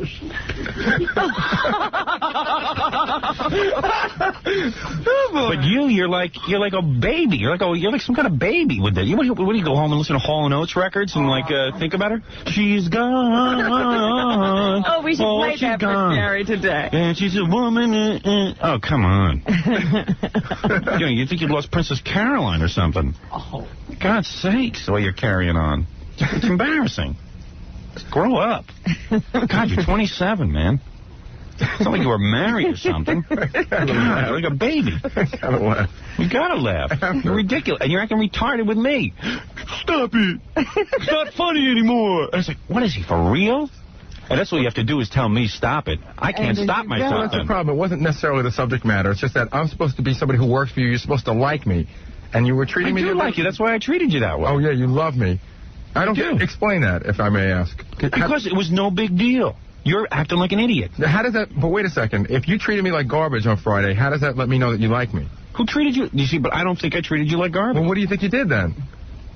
I think I treated you like a guy should treat another guy. Oh, come on. You're out of your mind. And Jackie's giving us an explanation. Oh, he's at a young age. Jackie's explaining there. Yeah, Jackie's saying he's at a young age and you ever been hurt by a woman. I said, young age? The guy's 27 years old. It's about time he got some hurt. Yeah. I was married 4 years already by the time I was 27 years old. What is he talking about, a young guy? Everyone thinks he was like some kind of retard. Grow up. Grow up. Women, let me tell you something. I'm not accepting it. Why would you think people think of me as a retard, boss? Why would that be? What? Because they think of you as like a 9-year-old. Who paints that picture? What, as a retard? Yes. Did you hear the Chernobyl cut this morning? Play, Gary. I'll tell you who thinks he was a retard. Play the Chernobyl cut. I'll tell you why we think of you as a retard. I'm losing. How do you feel about opening Shoreham after the nuclear meltdown in Chernobyl in Russia? What? In Sheboyno. Huh? In Chernobyl in Russia. Excuse me? In Sheboyno. Huh? How do you feel about the opening of the Shoreham nuclear power plant in Long Island after what's going on in Russia in Sheboyno? Sheboyno. Yeah, I mean, come on. Gonna mope over something important. Like Tom Chiusano not paying for my wife to go to London. All right? What are you doing, picking your nose? What's wrong? Oh! No, I'm covering it. Oh, what are you laughing about? Someone passed wind in here very badly. Oh, Jackie, come on, huh? You know, this is really ridiculous. I don't know who it was. I'm just saying. Fred doesn't pass wind in the room. I know I didn't do it. I haven't passed wind in the last hour, so it's got to be Jackie. In the last hour? Maybe all morning. Terrible. I mean, that's not nice. People are working in there. Jackie, why don't you admit this one, please? All right. You disgusting pig. Because he makes it, because you know it's either me or him, and everyone always thinks it's me. I didn't do any of those other ones all those other times. All right. I can't believe you didn't even smell it, because I walked in and it blew me away. Over here, I don't get it. I opened the door and I thought something was burning. No. Someone was burning rubber. It's the ventilation system. You got a head start, Gary. Gary, what's bigger, the K-Rock band's front bumper or your top choppers? Huh? Look at those teeth, huh? Did you get any girls this weekend? No. No dates? You didn't meet anyone backstage at the Atlantic 40th birthday? No. Bet you Jimmy was at the Atlantic 40th birthday. Oh, you were in Italy. How was it? Good. Yeah, good. Bono. Glad you had a rest. Bono. With one word. It was Bono. You recommend Italy? Boy, I'd never go to Italy. Oh, it's a great country. Great country, but I'd never go there. Not with all the terrorism and hijackings. Terrorism there anymore. On top of it. Who's on top of it? The Army? They're everywhere. Which Army is in power now? The Army. They change the personnel in the Army every week. Really? Oh, yeah. What smelled worse, Italy or Jackie's fart? You should see, that country is overrun with all kinds of... All these European countries. Oh, the worst. Dear. They're all cold. They're wearing out. I would never go to any country. I'm sorry, I'm going to England. There was a smell there. I was looking around for Jackie. I knew he was in the No, all the water is in those canals. It's trapped in the canals. The kid doesn't know where to go. That's really smelly. Yeah. Canals of Venice, because people throw their garbage out the windows into the water. Well, that's a beautiful thought. But it's still a beautiful city. It is really a beautiful city, but I don't want to be there. Let the Italians live there. Better to see it in a movie in that. Right. I don't want to be going over there. They got all kind of problems. What do they get there? The Red Brigade? Red Brigade, yeah. Red Brigade. They haven't killed anyone in years. Yeah. They're getting old. They're tired. So anyway, so it was good over there, huh? It was good. What'd you do? Eat a lot of Italian food? That's the great thing about it. Food is the best. Get a lot of pasta? A lot of pasta. Pasta alla vongola. With clams. A lavungula right on his head. But it's good to have you back, Jim. Thanks. Thanks, Howard. We missed you. Yeah, we really did. I got to say, I really missed him. And I guess it's time to go.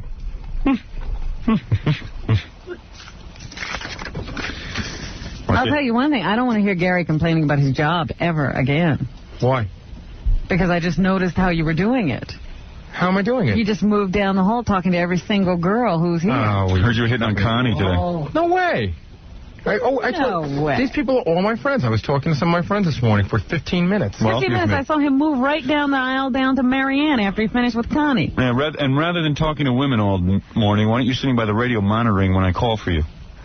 I had to put in my timesheets. I had to put in your timesheets, as a matter of fact. So I was standing there writing them out next to Connie. I do a lot of work here. Don't be following me around with a clock. I swear. All right. Jeez, a lot of work. Guys. Yeah, you're really busting your ass. I ask you to do things, you never do them. Are you just trying to drive me out of here? Is that the idea? Do you want me to quit? You're a bit of an albatross. You don't know how to tell me? We're not even close to quitting. If I want you to quit, I can get you to quit. You got a life here, my friend.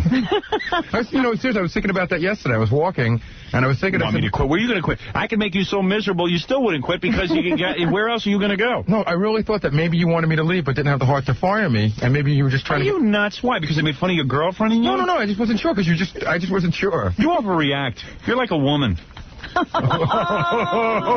like a woman. You're like a little woman.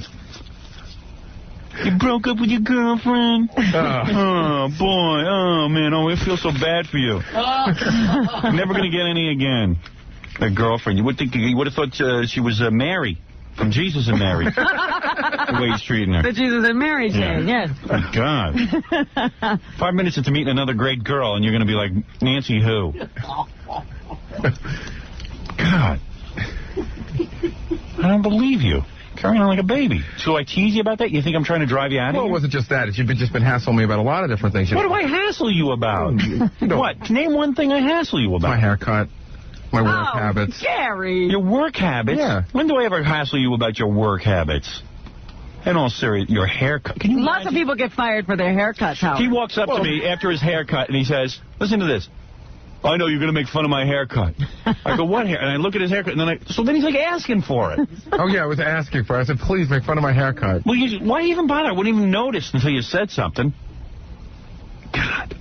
And then I'm really hassling him about his haircut. Yeah. Oh, he must not like me because he really ragged on me about my haircut. I don't like you. I'm really trying to drive you out of here because I made fun of your haircut. That's a lot. You guys have a way of making me feel really stupid and then making me feel even stupider when I tell you why. Gary, come on. I'm not going anywhere. I just want you to know I'm here. You're not going anywhere. I'm here forever, boss. I'm here for the duration. As long as I'll have you here. As long as you want me. Tease you about your caps, your breath, your haircut. Just sit still and be quiet. Tease you about your lifestyle, your clothes, your family, your whole heritage. I tease you about. Where are you going to go? You have nowhere to go. You have nowhere to go. You're good for this show. Yeah. Like he's going to go somewhere. Yeah. Are you trying to drive me out of here? Oh, boy. If I drive you out of here, I'll pick you up in a car and drive you out of here. Drive you out of here. If I want to drive you out of here, I'll just drive you out of here. Tease you about your girlfriend. I didn't even know you were so sensitive about that girlfriend.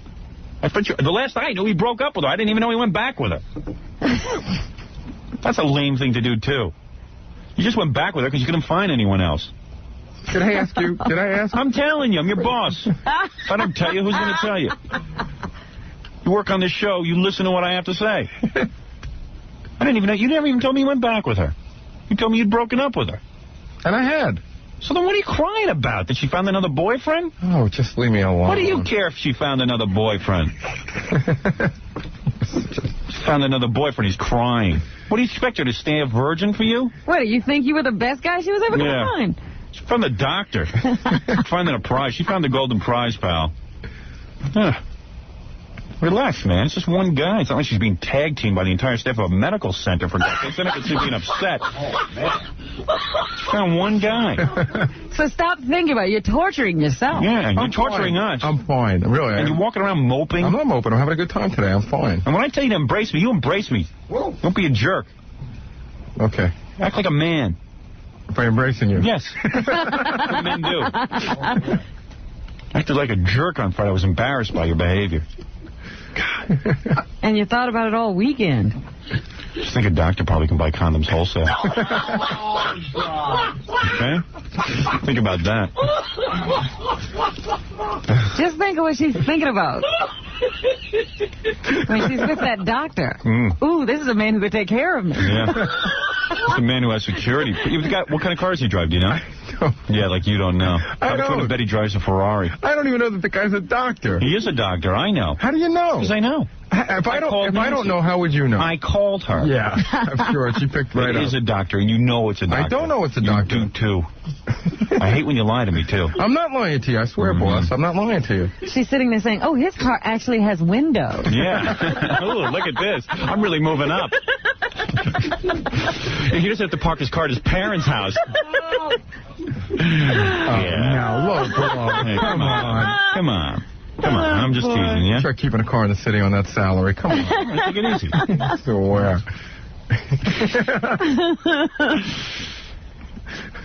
It's no wonder she's in love with him. But he's acting like he's like so torn up over this. He's 27 years old. God. Oh, forgive me. Grow up. You're like a 16-year-old. It's like working with a 16-year-old. If I see you moping today, man, that's the end of it. Jimmy, take it easy, will you? Jimmy's knocking things over. Just don't mope. And if I tease you about your girlfriend, try to handle it. Try to handle it. Really, I mean, handle it. I'm handling it, boss. I really am. You got a bad life, right? Where were you Saturday night? Backstage at the 40th anniversary? Most people would have given their left you-know-what for that. That's true. Yeah. It's because of me, not because of you, big dummy. Figure it out. You'd be upset if Howard leaves you. Yeah. That's when I want to see you moping. When I dump you for a doctor. Oh, boy. All right? When I dump you, that's when you're going to be crying. You remember that. Okay. That's when your life will be irreparably damaged. Oh, yeah. That's when you're going to be walking the street. Then you're really not going to be able to get girls.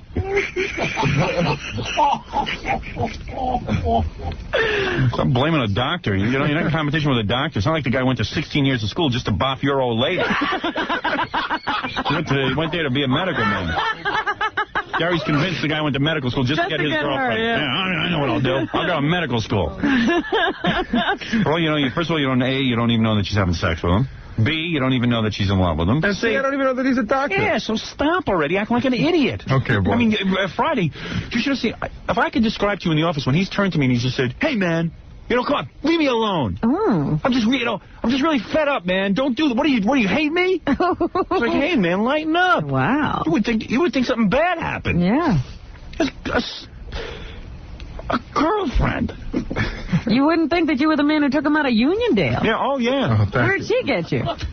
You'll be crying the day I leave you, honey. I'm your girlfriend. You remember that. You know who your girlfriend is? Howard Stern. That's right. You were leaving her and going back to Mama. You're damn right. You're going to be living in Uniondale again. You remember one thing. Howard Stern is your girl. When you look at me, I want you looking at me with loving eyes. The way you looked at that girlfriend. Because if I dump you for a doctor, you're going to be plenty sorry. I like you, but don't get on my nerves. He says to me, don't get on my nerves. That was his line Friday. Yeah, don't get on my nerves. Don't get on your nerves. Let me tell you something. If I want to take your nerves and scrape them with a scraper, I could do that. How dare you? For a girl. You should say, Howard, thank you for making fun of my girlfriend. It's making me feel better. It's that you would take the time to even care to ask me about my girlfriend. Thank you, Bulls. Exactly. I try to have a better attitude. My attitude's changing already. Good. And maybe me talking about all your girl problems will get you a new girlfriend. Maybe, boss. Yeah, think about it. That's good. Big dummy. You're a dumbox. You are dumb. You know, I used to think you were bright, up until today. Oh, just today is when you change your mind. Gee, I wonder, his girlfriend's saying to herself, should I stay with this doctor with his gentle medical hands, or should I go back to an Italian laborer's mitts? I mean, I wonder if it's a real tough decision over there. You lost her, man. What kind of a dilemma is If I was you, I'd have a good sense of you're right. You lost her. I don't do You manual lost labor. her. That's And right. you know what's killing you the most, pal? Is that she was good enough for a doctor. You're saying to yourself, damn, now she's going to be the doctor's wife. You're looking at her with new eyes. Oh, yeah, and she's going to be rich. Now he's like, holy cow, I could have had a doctor's wife. See? See, that's what's killing her. I was getting doctor material. Yeah, he didn't want her. Yeah. He just doesn't want the doctor having her. I don't want to hear your crap anymore. That's exactly what's going on in your mind. Okay, boss. All right? You're right. All right. And say thank you, boss. Thank you, boss. For explaining life to me. And making me feel better about it. Now go embrace him. Stay away from me, you smelly bastard. Don't embrace anybody. I never want to embrace you again. That's the last opportunity you'll ever get to touch me. All right, now, let's play some music. Let's have a real good time. Something happy. Yeah. Let's have a good time. Well, let's play She's Gone for Gary. All right. She's gone. I don't think we have that record. How about you're going to lose that girl? How about Dr. My eyes. Remember one thing, Gary. MD doesn't stand for Mrs. Delabate anymore. Medical doctor. Hello. Jimmy, do we have Hall & Oates? We have She's Gone? For Gary, we're going to play. I can just picture him in the apartment all Yeah, we weekend. should do a whole medley for Gary. Doctor My Eyes, She's Gone. So, Gary, like when you're alone in the apartment and you hear like She's Gone from Hall & Oates, do you like start falling apart? Like when you hear music, do you start feeling about... Yeah, I flip around the dial. Some music annoys me, but I work out now. Vent my frustrations in the gym. What was her favorite? What was your song, Gary? What was your song? You must have had a song with Nancy. No, we didn't. Really? She liked a lot of Genesis. I know what I like in your wardrobe is their song. All right, let's Number see. 3, Howard. Number 3. A lot of Genesis. That's because he looks like a doctor. Phil Collins. Yeah, he doesn't look like a rock and roller. Evil Dave Letterman. Hey, Dave. Good morning. How you doing? David Letterman, you've had a show on TV now. You lost the Tonight Show to Jay Leno. But I have gotten more mail. People love when David Letterman is on our show, even more than when he's on the David Letterman show. Yeah, I just want to say one thing, Howard, before we get started. You better call security because there's a black woman who just broke into the studio. She's behind that glass booth over there. That's Robin. Is she housebroken, by the way? Oh, you are so much more edgy here. Yeah, why don't you say that to Biff? Yeah, well, how come it's like you're so different on the TV show? I don't know. There's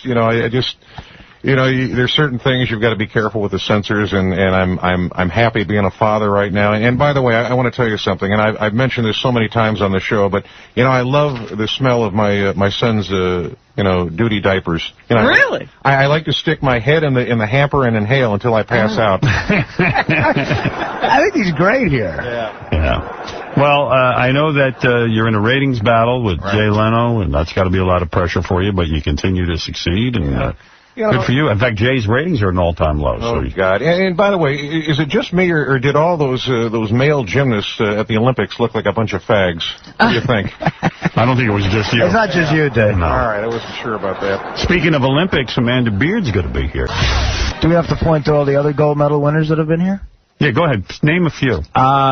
I don't have any off the top of my head. Dave, do you know any? I know, Howard. I just had an accident. I don't know. What kind of accident? Huh?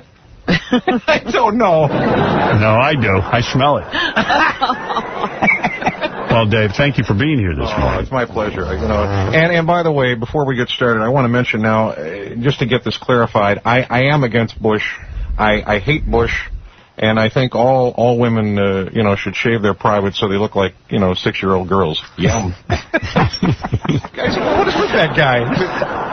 He's a former drunken cheerleader, for God's sakes. Right. All right. Look at Dave. On fire. On fire this morning. Doing a little monologue. Dave on fire. Yeah. Well, it's good to have you here. Thank you very much. And you still have Paul Schaefer and Biff and that whole crew. I can't get rid of Paul. Ah. Yeah. And you know what surprised me about this whole thing, Howard? It's been 5 minutes, and I'm surprised that fat CBS ass kisser Vinny Vivalli hasn't called to say I'm not the real David Letterman.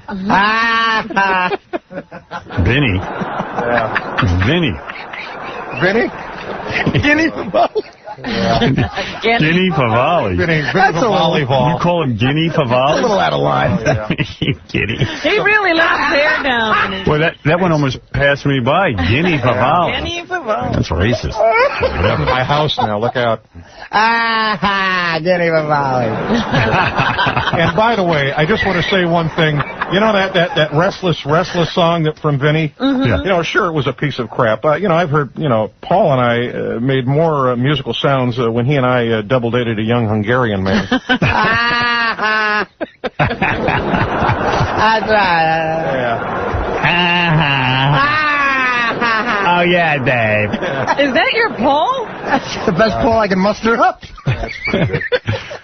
Who does a Paul Schaefer? I mean, that's all I do is the What Artie was doing at first. I was like, wait a minute, is he doing Paul? Everyone else got it. Yes, Sharon, you're on the air. You're Sharon. Hey, Dave, you're not even married and you had a kid. No, I'm not bringing that up, but, I just want to say one thing. We are. Yeah, well, that's good. Yeah. But, I'm getting ready for this 9/11 thing, and to commemorate 9/11, this year I'm going to go bowling. I just thought I'd tell you. Well, that's sensitive. That's right. What anniversary is it of 9/11? 3. The third year. 3 years. Wow. You've forgotten? I thought it was actually 2. It was 2001. Right. 3 years.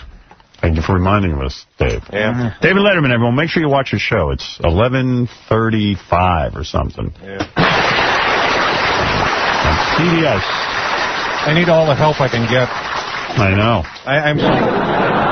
Are you struggling? I thought you were doing well in the No, it's not that, Robin. It's just I'm so sick of my freaking show that I kicked Paul Schaefer in the nuts the other day for no reason. And it made me feel better, and I'm going to start doing it every day.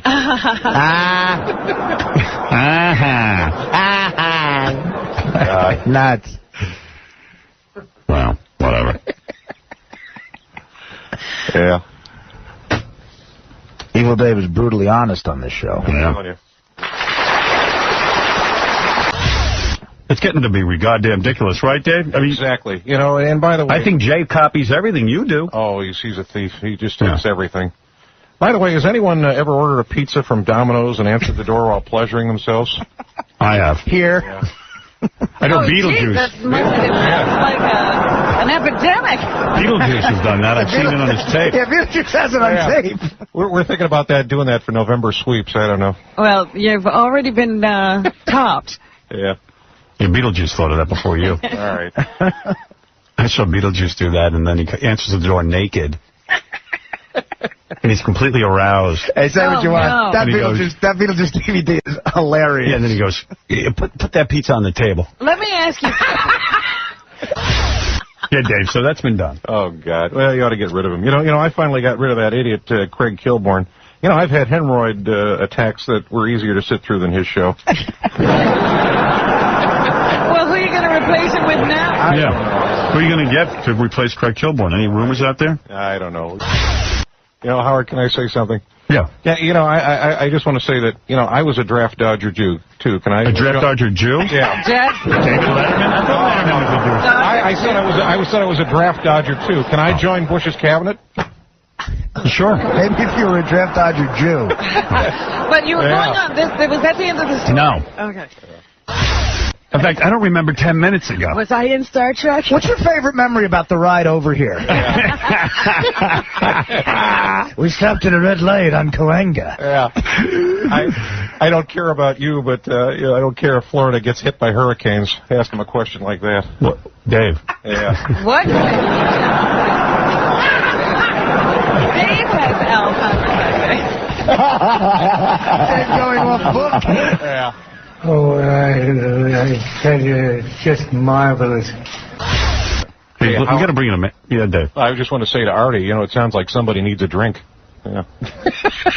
All right. Why, you think Artie's a drunk? No, I just think that Scotty sounds like Artie needing a drink or something. I don't know. Oh, my. This is becoming like hieroglyphic. Got to know when to come in with those lines. Oh. I'm not going to sit here and take... You know, Howard?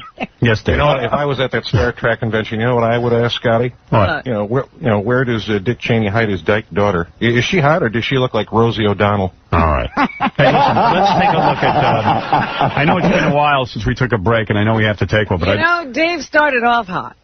Let's get Amanda Beard in here just to look her over a little bit. Amanda Beard. I'm just saying that Dave's material is cooling a little bit. Yeah, you were good in the beginning. Now you suck.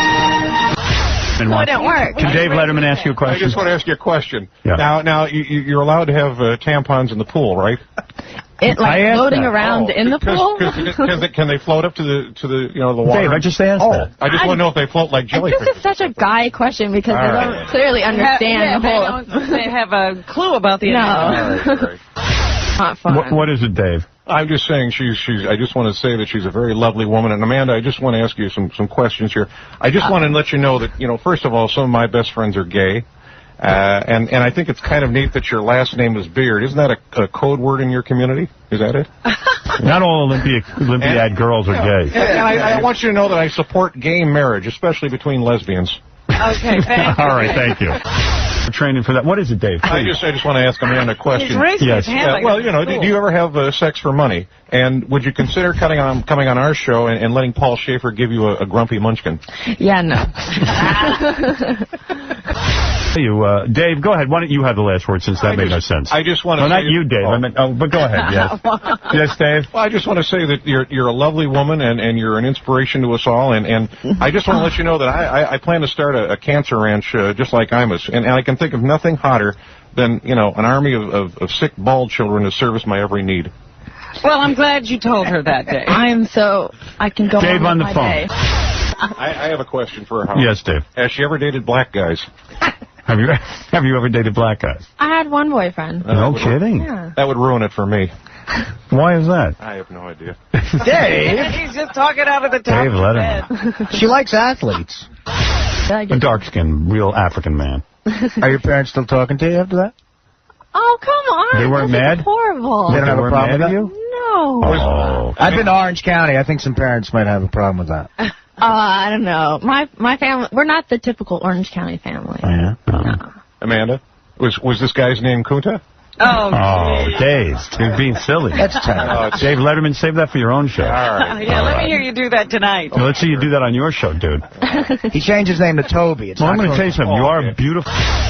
Howard, could I ask one thing? I was trying to wrap up the go ahead. But Amanda, before you go, can I ask you a question? Could I sniff your taint? Oh, wow. You're disrespectful. I gotta throw in this nasty stuff. Amanda, please forgive me. You are a hero to this country. Thank you. And ignore that awful man back there. Don't look behind the curtain. Yeah, just ignore it. She won't show us her abs. What makes you think she's going to let you smell her taint? I mean, that's really out of line. Come on. Howard, can I just say something before she goes? Yes. I just want to tell you, I love pleasing myself in front of a funhouse mirror. It makes my private parts look huge. Yeah, but that has nothing to do with an interview with a lawyer. Dave. Yeah, why did you need to tell her? The most random things I've ever heard. I know. What does that mean? I mean, it's silly. Ever use your medal for a diaphragm? That's. Where are the Olympic medals right now? Yeah, Howard, can I just say one thing? Yeah. I think Robin reads very well for her kind. Wow. Yeah. And also, that Ashley Olsen is really becoming a pig. She should be more disciplined like her sister, Mary Kate. Howard, can I say something? No. All right. No, Dave Letterman, go ahead. I just want to issue a formal apology to Gwyneth Paltrow. I accidentally mailed some of my feces to her. Wow. Yeah. Thanks for Why sharing. are you mumbling when you want to say something like that? Because you know what? This is... Letterman, you're a great guy, and I love your TV show and everything, but I tell you what, man, you are a totally different guy off your show. You got to be. You really are. Yeah, you ought to shout it out. Your humor is much more edgy. Mailing feces to actresses. I'm sorry I'm not racist, but, Britney Spears should not be the stepmom of kids with afros. You may be right about that. Yeah. Every once in a while he makes a good point.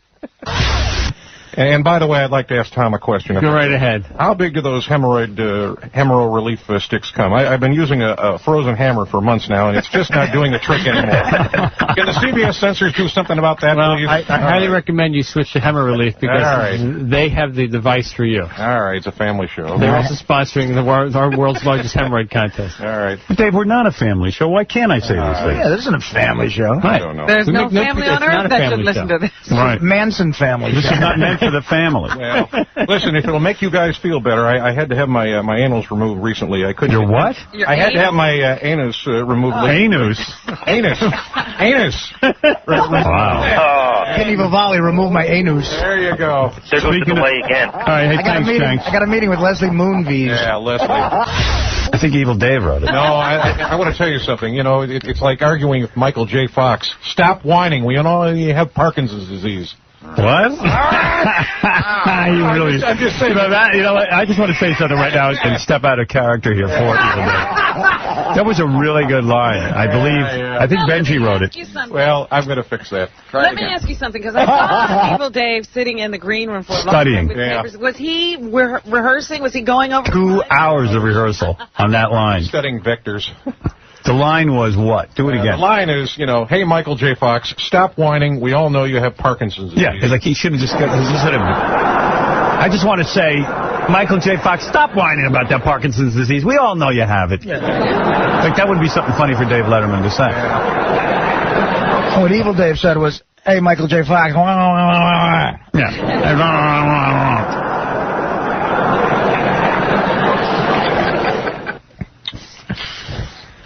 Wow.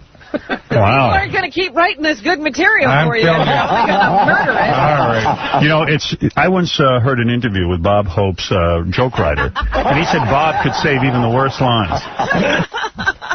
And that's why he was a great guy. And you're our Bob Hope. Yeah, I appreciate that. All right. Surprised you're here. Worry about that eulogy when you're reading. All right, here's one for you. Let's try another one. You know, Scott DuPace knew about 9/11 and did nothing to stop it. You like that one? Did that go over like a pregnant pole vaulter? All right, thank you very much. Scott DuPace. Yeah. Thank you, Rob. That was very nice. Yes, Dave. You know, that reminds me of something. Did you hear that Bill Clinton had a quadruple bypass this week? And the doctors discovered that his arteries were clogged with pubic hair from a fat, ugly broad. Is that right? Home run! Yeah. Yeah, nice way to do that. Thank you very much. All right, Robin, anything else in the news? Howard, can I say something about that Kobe Bryant thing? Yeah. You know, I'm just so glad that the charges against Kobe Bryant were dropped. I can't wait to see if Kobe will rape someone the next chance he gets. Well, it wasn't proven that he raped anyone. Yeah. You know. Well. But that's hot. That's hot. Dave Letterman. He's all over that. That is edgy. And a lot of negatives in my corner. There you go, Artie. I'm sure rehab will help you. Thanks, buddy. Yeah. Remember, I was got that one out nice, didn't you? Yesterday that Howard, can I say something about that Joey thing? Yeah. Yeah, just correct me if I'm wrong, but aren't there a bunch of those Jew holidays coming up this month? But this has nothing to do with. Well, don't watch the Joey. darn thing. All right, it's enough now. All right. You've said enough. Drea Di Matteo. You're not getting the joke. You say, I want to say something about the Joey thing, and then you go, aren't there a bunch of Jew holidays coming up? It's like sort of a no connection. It's not Joey, it's Joey. Just say, hey, I want to get out of here. Aren't there a bunch of those Jew holidays coming up? All right. Man, I got to program you, bro. Nobody's a worse segue guy than you. No,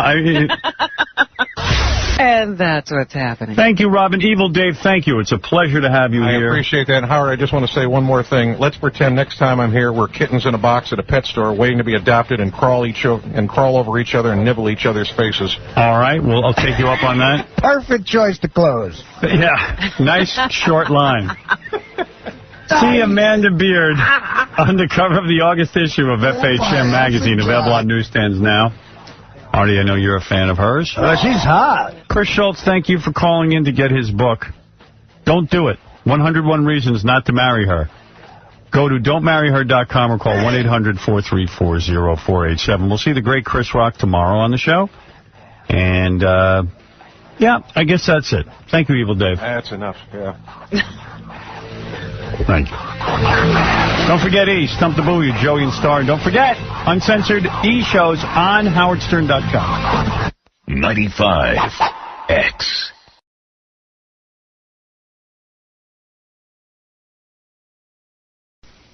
Hey, Evil Dave. Good morning. David Letterman. How are you today? How you doing, pal? Good. Hey, listen, I got something for you.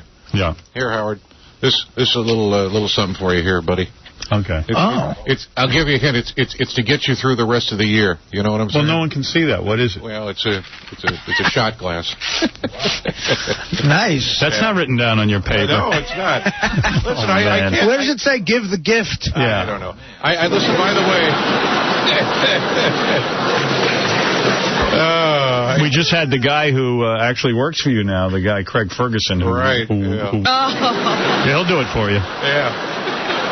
How you been? I haven't seen you in a while. I'm real good. You're looking good, and whenever I can't sleep, I always watch the Wrong Guys. Just puts me right. There you go, Artie. The Wrong Guys? The Wrong Guys. What's that? I have no idea. You weren't in The Wrong Guys, were you? No. I don't know what he's talking about. I don't know. The Wrong Guys. By the way, Howard, is it just me, or is Heather Locklear one good-looking whore? She's good looking, man. I'll tell you. Yeah. She's hot. I don't know if she's a whore. I'll tell you what, I think your monologue here is much better than on your show. I appreciate that. Your real thoughts are much more interesting. It's edgier. I was talking very quickly to Craig Ferguson out in the hall. He's a very nice man, and I mentioned to him that I want Michael Jackson on my TV show so bad, I'm willing to let Michael have a sleepover with my son Harry. Wow. David Letterman saying he would sacrifice his son to Michael Jackson's house. And Craig agreed. Yeah. That's great. Well, Dave Letterman, great having you here. Thank you, Howard. And thanks for sitting in on the show today. Appreciate it. You know he's a weirdo besides Dave Letterman, and you are a bit of a weirdo. Yeah, I admit it. Yeah. Still can't beat Jay Leno? Or you beat him when I was on the other night. Yeah. Well, and that's the other reason I wanted to come on. I wanted to thank you for everything you've done, and you mentioned Jay Leno. I think I should hire that Gary the retard guy to be my announcer, because if Leno can hire retards to be announcers, so can I. Yeah. That's good. A little out of order, but pretty good. Yeah, there you go. Yeah. All right, Dave Letterman's with us. Triple H is going to be with us in a couple of seconds. By the way, Howard, where's Jeff the Vomit guy? He hasn't been on in months. Oh, I agree with him, because there's nothing wrong with girls throwing up on you. No? No. You dig that? Not a darn thing. You like that? Yeah. Man. Wow. That is honest. That is really honest. Dave Letterman, everyone. What time are you on now? 11:35 p.m. Yeah. Right. But how many hosts of late night talk shows have you actually had a shemale lover? Do you think? How many late night talk shows have actually had? How many hosts of late night talk shows have actually had a shemale lover? Probably about 3 that I can think of. Really? Yeah. Ooh. Would you be one of those? High. No, but I think Craig Ferguson might explore that. Oh, it's not you. It's Craig Ferguson. Yeah. You're outing him. Oh, got to be Jay Leno too. We got to build him up. Well, hey, great having you here. Thank you very much. All right. Hey, you know who else is here? Double A, super fan of wrestlers to the point that it's gay. Yeah. He wants to see Triple H so bad. I said, dude, if you want to see Triple H, you get in a robo-spanker. Howard, huge fan. I know. I hear you, yeah. Yes, David. I was just want to ask him a question. Hey, excuse me, son. I was just wondering, are you a fag? Dave Letterman wants to know. Are you a fag? Absolutely not. All right. You know that. All right, if you want to meet Triple H, and I'll let you talk to him. And I'm so sorry. Oh, yes, Dave Letterman, go ahead. Howard, I just want to say one thing. I'm totally straight, but Triple H is absolutely beautiful. Yeah, you're in love with him. Yeah. Yes. Would you like to get in the machine, sir? No, I don't think so. Good. David Letterman, Triple H. Have you ever done the David Letterman show? I have not, no. Yeah. Why didn't you ever have Triple H on? Huh? Yeah, that you see how handsome he is. Well, maybe we'll do that. Maybe we'll work something out. That'd be great. All right. I have $100 for you if you can sit in my lap, Mr. H. It's going to take a lot more than $100, I tell you that. Yeah. You might get double A for $100. Yeah, 50. Do it for charity. Dave Letterman, you got to have... He's not exactly wrestling with his conscience, is he? Wow. The go-to guy. Yeah, David Letterman. What a bomb. Triple H kicked David Letterman's ass. Wow. Right. Well, I haven't got insurance, so... How are you? You doing all right over there? I'm doing good. By the way, where is Beetlejuice's manager? You know, when I heard him berate your staff the other day, I was in full agreement with him. You were? Yeah. Okay. Well, that's one guy who was. All right. Making the game. Yes, Dave. I just want to ask Triple A a question. May I? Triple H. Will this one be funny? No, I don't know. I just want to ask you, did you ever see that movie with Andy Kaufman, that Jim Carrey thing? You know what? I didn't see it. You ever saw that? Yeah, no, I didn't see it. May I lift your hair and kiss your neck? No, you may not. Yeah. Oh, that's my job. Appreciate it if you didn't. He's mine. Getting very gay in here. All right, listen. What a come on. You're unbelievable. Yeah. The gay meter's hitting red. Yeah. I didn't know you went that way, Dave. By the way, the line of the show today belongs to Evil Dave. Yes. When he turned to Triple H and asked him if he'd seen the Jim Carrey movie, and Triple H said no, he hadn't. And then he said, can I lift your hair and kiss your neck? That's good. Brilliantly thinking on the spot. Thank you very much. David Letterman, now I know why you are the host of Late Show. Thank you, sir. Chris, what's up? Nothing, man. Y'all got me with this Evil Dave guy. This guy sounds just like him. That is David Letterman. It is? Yeah. You sure? Yep. Looks like him. Last time I checked, it was. You guys really got me, man. Yo, great show today, Howard. Thank you, brother. Sir, can I ask you a question? Yeah, what's going on? What did you think of that phone call with Donald Trump? Oh, it was fabulous. You know, I got an idea for Donald Trump. I think if I had a chance to meet him, you know the one thing I'd tell him? What? Switching networks can double your salary. Yeah, man, you're paid, huh? No. Yeah. No, that's not written there. Okay. By the way, I love the holidays. I have fond memories of being molested with a pine cone on Christmas Day. You got a house out on Martha's Vineyard, right? Yes, he does. What? Rich as hell, man. I have a line saying something to Evil Dave. Yes, sir. I'm sorry. Mr. Dave. Yes, sir. We talk to you in the morning, and we sort of have a program that we run on. Can you just stay on the train tracks? I'm you know what I'm saying? Because when you go off, it's lethal. All right, sir. I'm sorry. All right. The first thing we told Dave this morning was not to give you a Christmas gift. It's visual, and we're on the radio, and it's the first thing he did. Okay. He doesn't listen to you. No. I thought the guy was going, You're like an incorrigible child. I'm sorry. On your show, you're so disciplined. You come on my show, you're not. Well, I'm sorry. Hey, Stephen, you're on the air. Yes, hello, Howard. All right, thank you. Yes. What a terrible, terrible comment. It's a good way to get a website in there. Yeah. Howard, guess what? Didn't get on the air. Good. Can I just Good for you. Right. You know, when you go over to will you guys be able to eat me on the air? Will I be able to what? When you go over to will you guys be able to eat me on the air? I don't know. I got to think about it. All right, buddy. Howard, you know what you could do? What? You could go on Robin's new talk show. By the way, Robin, congratulations. I heard about your talk show deal. Thank you, Dave. I think we need more of your kind on TV. It gives young blacks a role model, and they realize that instead of raping or robbing Whitey, they can have a talk show. And so kudos to you. That's outrageous. Opening up another job. Thanks, Dave. Right. Well, I'm glad you see some positive. Yeah. Some other avenue to make money. Right. Howard, can I just say something? Sure, Dave. Can you do me a favor? Can you just stop teasing me with that long, curly, sexy hair of yours, or I'm going to come over there and rape your head. David Letterman, everyone. Wow. Very honest. I've never said it. Dave, here's Jerry Cantrell. All right, let's hear him. David Letterman wants to say something to you. Is it just me, or are the blacks getting scarier? What's that all about? I think it's just you. Yeah, I think you're scary. I'm sorry. I wasn't listening. I was staring at Benji's throbbing package. Yeah, welcome to my world. Yeah. There you go. All right, we're doing the news. David Letterman joins us. Thank you very much. Good having you here. By the way, Robin, can I just say something before you get started? You know, you speak so well. Were you raised by whites? Well, you're racist today. Man. Everyone's racist. I don't know what's going on. What happened in our country? Will there ever be peace on Earth? We don't seem to want it. We want to keep this going, I think. Yeah. We like it. Everyone's hyper aware of race.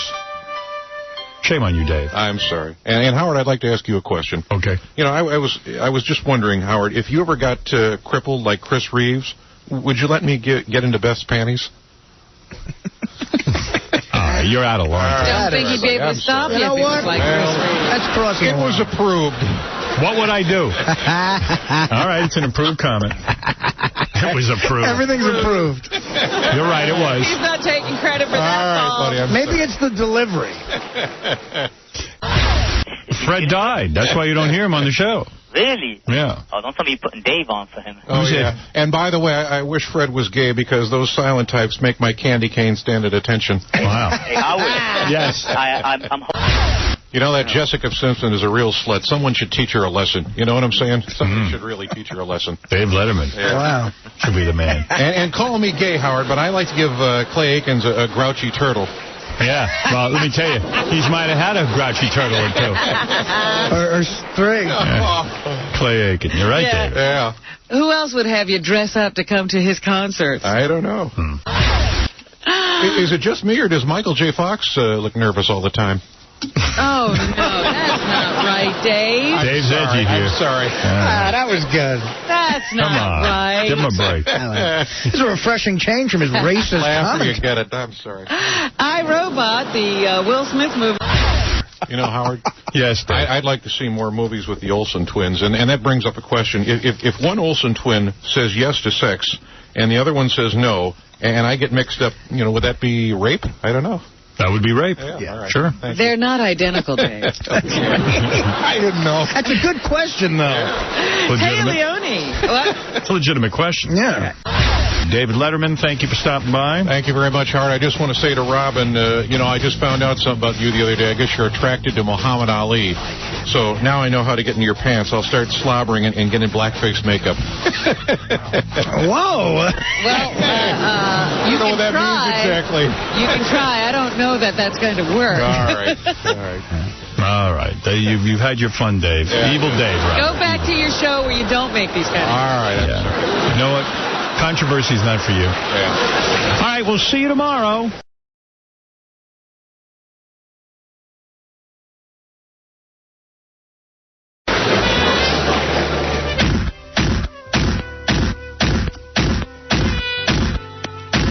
Wow, Howard. Whoever's at the door is very anxious to get in. Right, Robin. Let me open it up. I wonder who it could be.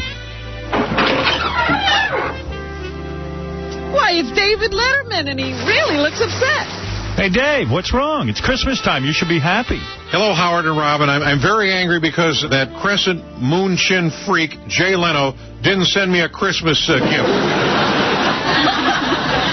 How dare he? I've sent him a steaming box of cat duty every year for as long as I can. Remember, and maybe I'll just sum up my feelings in a song. Please, by all means, sing your song, Dave. Hit it, Fred. Leno, the big chin douchebag, has a crappy late-night show. And if you ever saw it, you'd also say it blows. Howard and me and Conan laugh at him and call him gay. Even a goddamn moron would call his car collection lame. Wow, that was a beautiful song, Dave. Great job. Yeah, it almost brought a tear to my eye hearing you rag on Jay like that. You have a super-duper okie-dokie Kwanzaa, Robin. And as for you, Howard, happy Hanukkah. Same to you, Dave. Happy holidays, Happy Dave. holidays, Dave. David Letterman, everybody. Great. Boy, everyone's stopping by. This is really quite an honor. Exciting. It's great. It really is a Merry Christmas. It certainly is.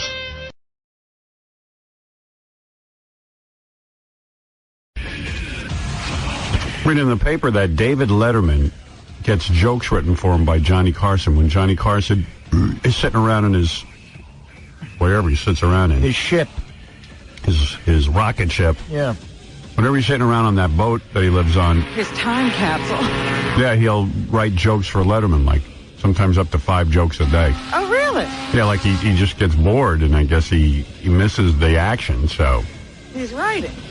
And Dave's in love with Johnny Carson, so he takes special secret pride because it's Johnny's joke. He's in love with him. So gay. I wonder if it's awkward if he doesn't do the joke. Letterman wasn't even, yeah, right. You know what I mean? Yeah, you can Like, get into that, too. Yeah, Johnny tunes in that night and he doesn't see one of his jokes. I didn't see my joke. What happened? I didn't make the cut. I'm a genius.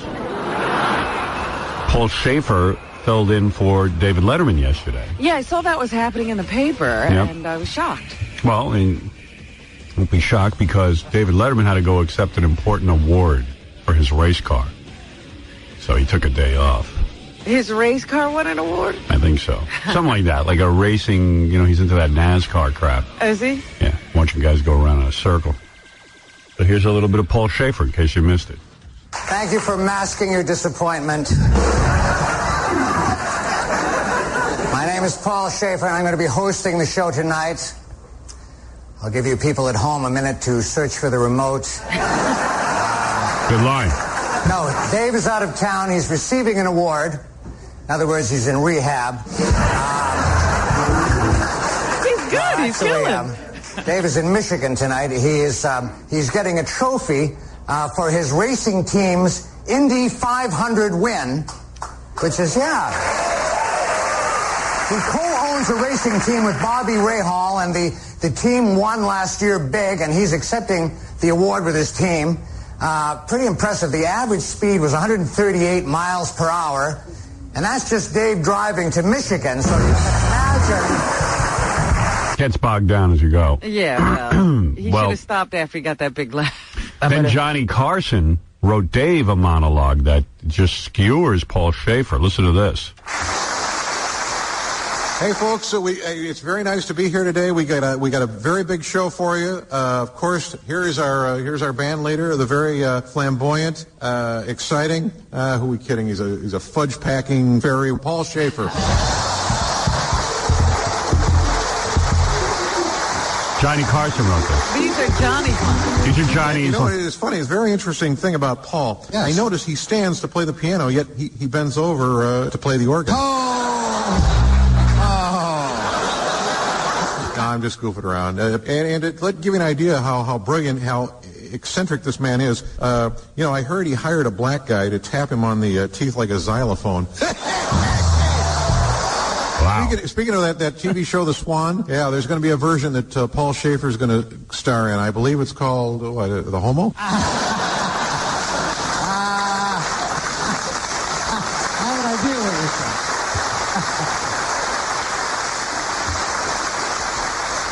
I don't know what has more ass, Vinnie Vivaldi's lips or Paul Schaefer's bathtub. Crowd going nuts. They love that gay bashing stuff. Hey, Johnny writes some good stuff. Well, Paul is not gay. That's the crazy thing. He's a heterosexual man. Dave's trying to promote that. Yeah.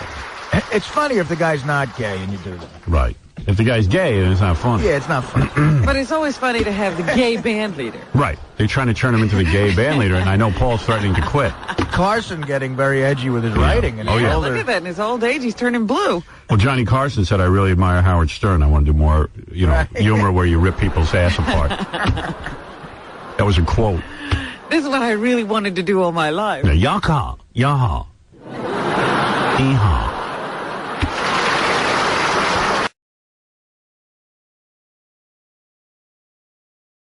Oh, on our phone is David Letterman, who would like to speak about Johnny Carson. Ah. Dave. Dave? Good morning, Howard. How are you? Good to speak to you. Yeah. Sad day for you. It's very sad. Howard, I love Carson. Nobody could punch a wife harder than he could. Nobody could punch a woman harder than he could. Ask his first wife.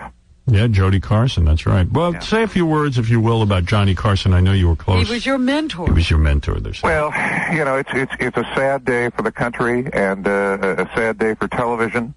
By the way, could we wrap this up? I have to go have sex with Johnny's widow. Nice. Dave, you make a good point. His wife, Alex, was very dedicated to him, wasn't she? Right. Johnny, Howard was the gold standard of talk show hosts, I feel. Merv, Dick Cavett, Mike Douglas, Arsenio, they were all fags. Compared to Johnny, right? Yeah. Well, I can see your voice sounds a little mellow today. I can hear it. It doesn't sound like the usual Dave. That's right. Well, it's kind of a sad day. And, You know, I remember one time Johnny had just had Angie Dickinson on the show, and you know, he let me smell his finger. What a thrill! Wow. Don't tell Larry King that, though. No, let me tell you, it's quite a story. I didn't know he hated all those stupid animals he had on the show. I didn't know that. No, I didn't know that. I remember one time he killed a puppy with a shovel backstage, and he said it was an accident. Wow. Well, you really knew the guy then. Yeah. No. You know, I heard that when you kick a corpse in the testicles, it makes a funny sound, and I hope I get invited to the funeral. Well, you've always mentioned your love for Johnny Carson, and right. I know now you try to make it light and you try to joke, but I'm sure there's serious things you want to say. You know, Johnny has a black grandson. I knew that. Yeah, it just goes to show you how no matter how rich and famous you are, tragedy can hit anyone. Right. Well, Dave, will you do your own show tonight? Huh? Yeah. I don't know. It's kind of sad. I got to think about it. Will you have to take time off? I don't know. I don't want to, and by the way, I don't want to accuse anybody of anything, but, where was Joan Rivers yesterday? Anyone looking into that? Do you think it might have been a murder case? I don't know. I'm actually excited about Johnny passing away, because now the value of my rare nude photos of a young, shaven Johnny Carson will, skyrocket. Right. Well, let me tell you, I appreciate you taking a few minutes out of your busy morning. Morning. Your busy morning of mourning. Right. And I want to thank you for being with us. Well, it's a sad day for America, and, I'm just dealing with it as best I can, Howard. Right. Well, thank you, Dave. All right, Dave, thank you. All right. All right, David Letterman, everybody checking in to offer his thoughts